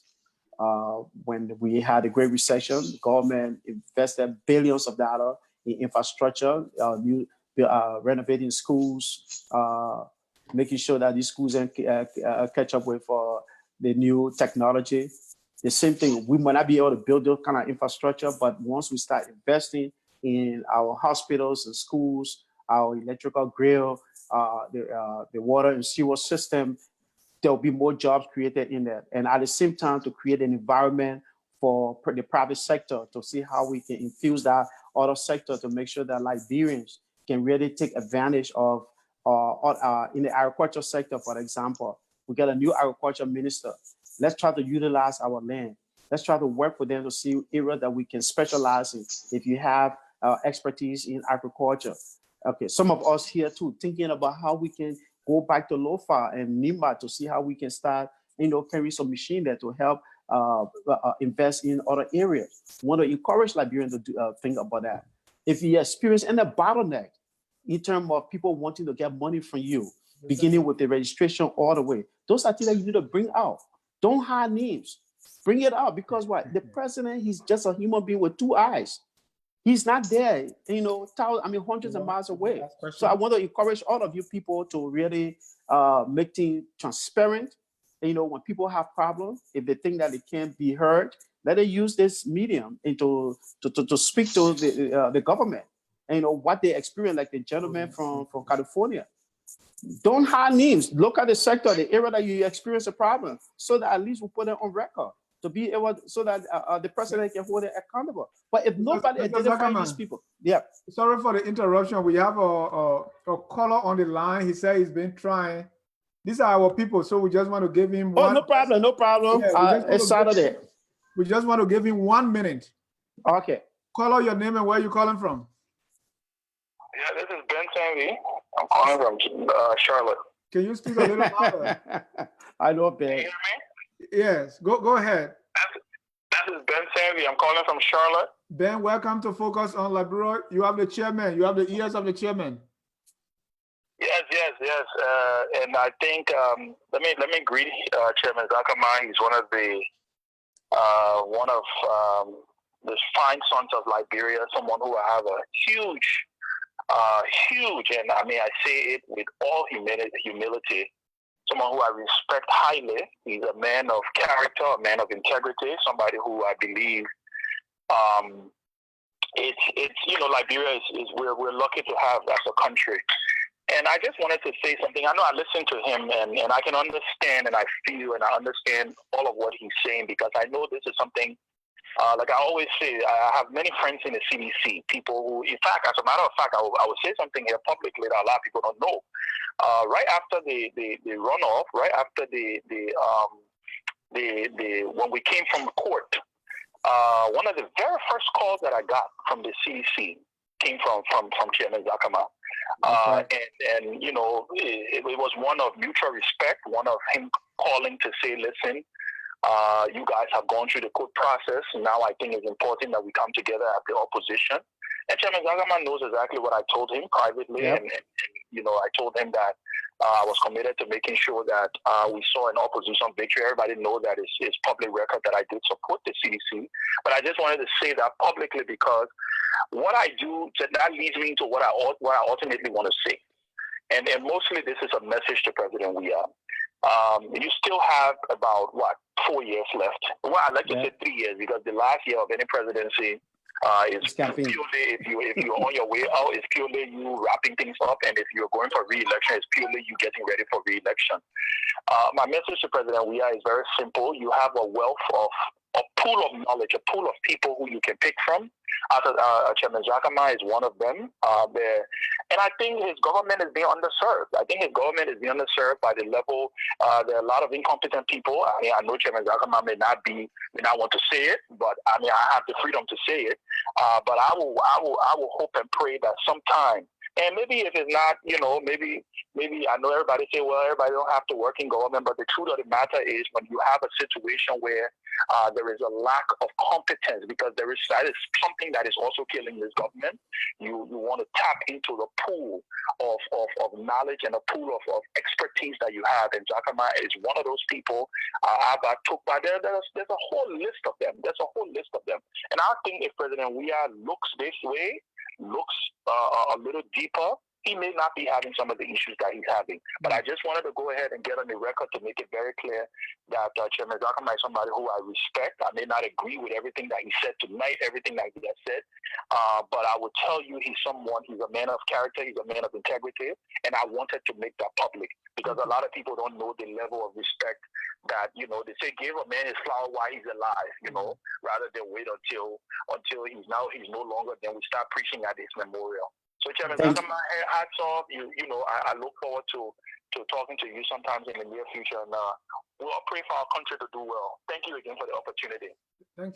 Thank you for the accommodation. I appreciate it. And yes, you're right. I remember that call because I was all over the place, whether you were in Europe, wherever I was calling people, and you were one of those that I had earmarked to make sure that I reached to it. And yes, it was a privilege and opportunity for a young aspiring man to have been respectfully able to communicate with me, and I know what I took out of that. Again, thank you so much, Ben Safi.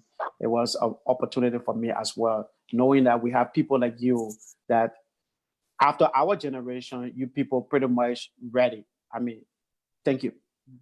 Thank you, Ben. I'm just disappointed that you didn't give me my flower too, but we'll leave it like that. But maybe you have only one flower tonight. But I feel very filled getting out of here from Saturday.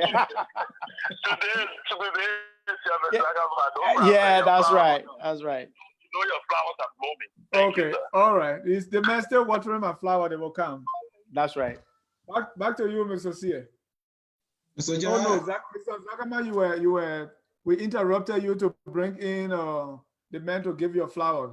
Oh, okay. I didn't know that was a flower that was coming. No, I didn't know too, but you can go ahead and conclude your thoughts. Okay, so I want to say that again, where to move our private sector, we also have to encourage Liberians. Look, my brother, the system in our country, in order to fight it, especially where we think that most of the opportunities are given to foreigners, we have to fight it and make some of the we got to shame some of the institutions. We be very specific. Shame some of the institutions if you encounter any problem as a Liberian wanting to invest. There will be competition, and we have to look forward to these things. And if you're going for loan and you are not being prioritized, people give you somebody, you have to speak out. But if you start talking among yourself, only to help deepen the problem, It doesn't go anywhere. And once the president starts hearing these things, believe me, I know who he is. But the point here is that nobody hears anything other than the conflict. So sometimes you have to take out of that and say, you know what, I want to make decisions out of that. You know what I'm saying? So another thing I want to tell Liberians tonight, and it begins with the media. Look, FOL, focus on Liberia. You are playing a pivotal role in our democracy, and let us not underestimate it. So it is with other major talk show institutions. Major one like Front Page Africa. I tell you this, Front Page Africa is helping to positively / negatively fuel our economy. And also, it can attract or it can distract investors or investment opportunity in Liberia. When we do these things to shame our government, it comes back to bite us.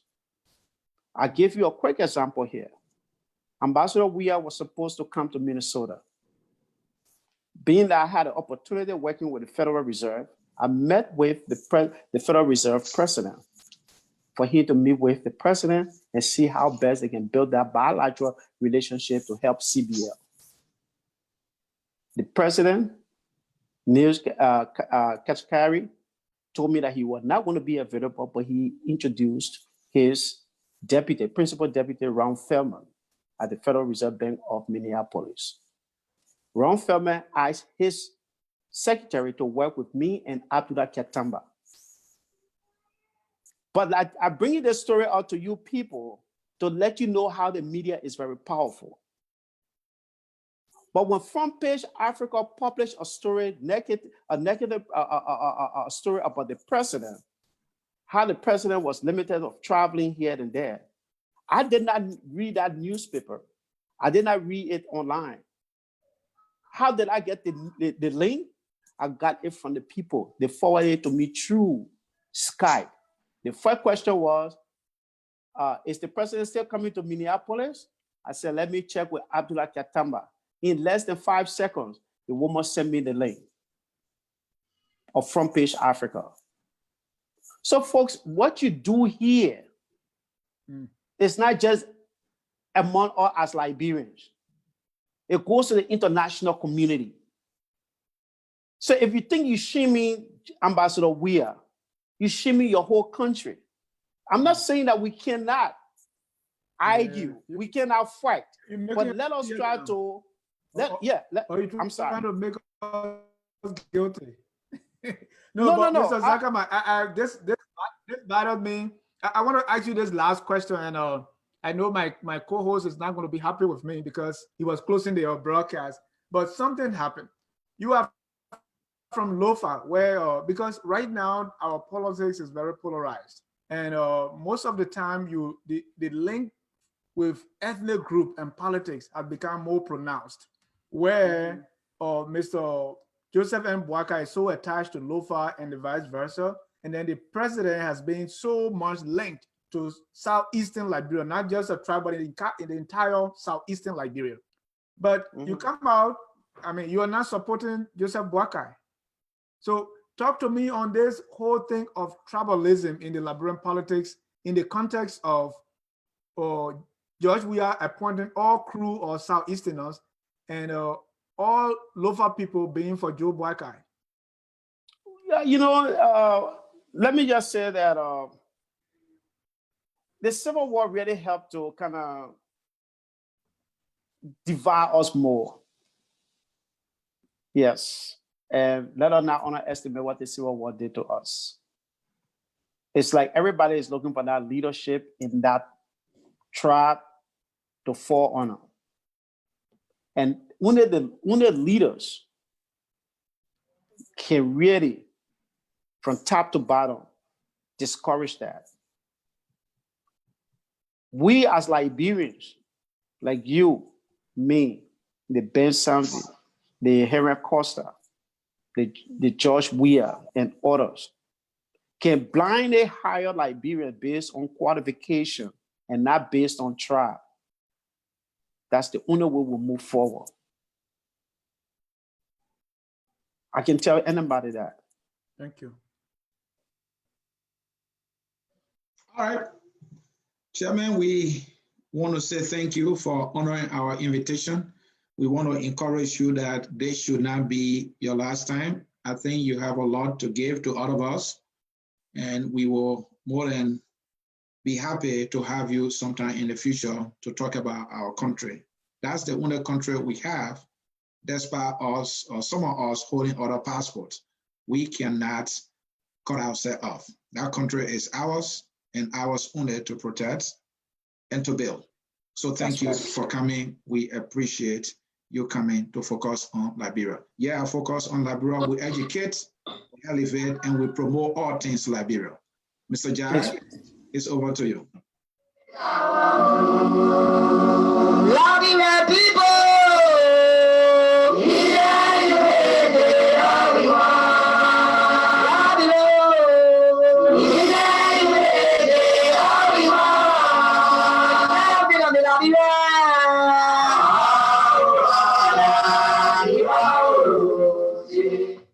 Thank you so much, Mr. Zakama, for your time. I want to thank our viewers, and we cannot reiterate that we are all Liberians. Before we had CDC, we had TWP, we had NPP, NDPL, LUP. We are all Liberians. And Liberia is the only country we have.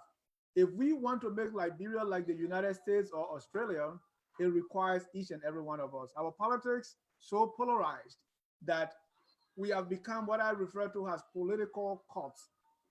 You can't even tell me happy birthday if I'm not in your party or if I'm not. And so no matter what you do these days, you have to be either sedition or opposition, black and white thinking. But we all can help to change that. And look at Liberia has that one common denominator, and we do our best. We call on the best in us to make that change. On behalf of Focus on Liberia, I want to thank you for coming. I want to thank our viewers. And we always need to remember that we are all Liberians. Liberia is the only country we have. And whatever we do here tonight will either make it or break us. And history, God, and posterity will be our judge. Thank you very much. Thanks for having me.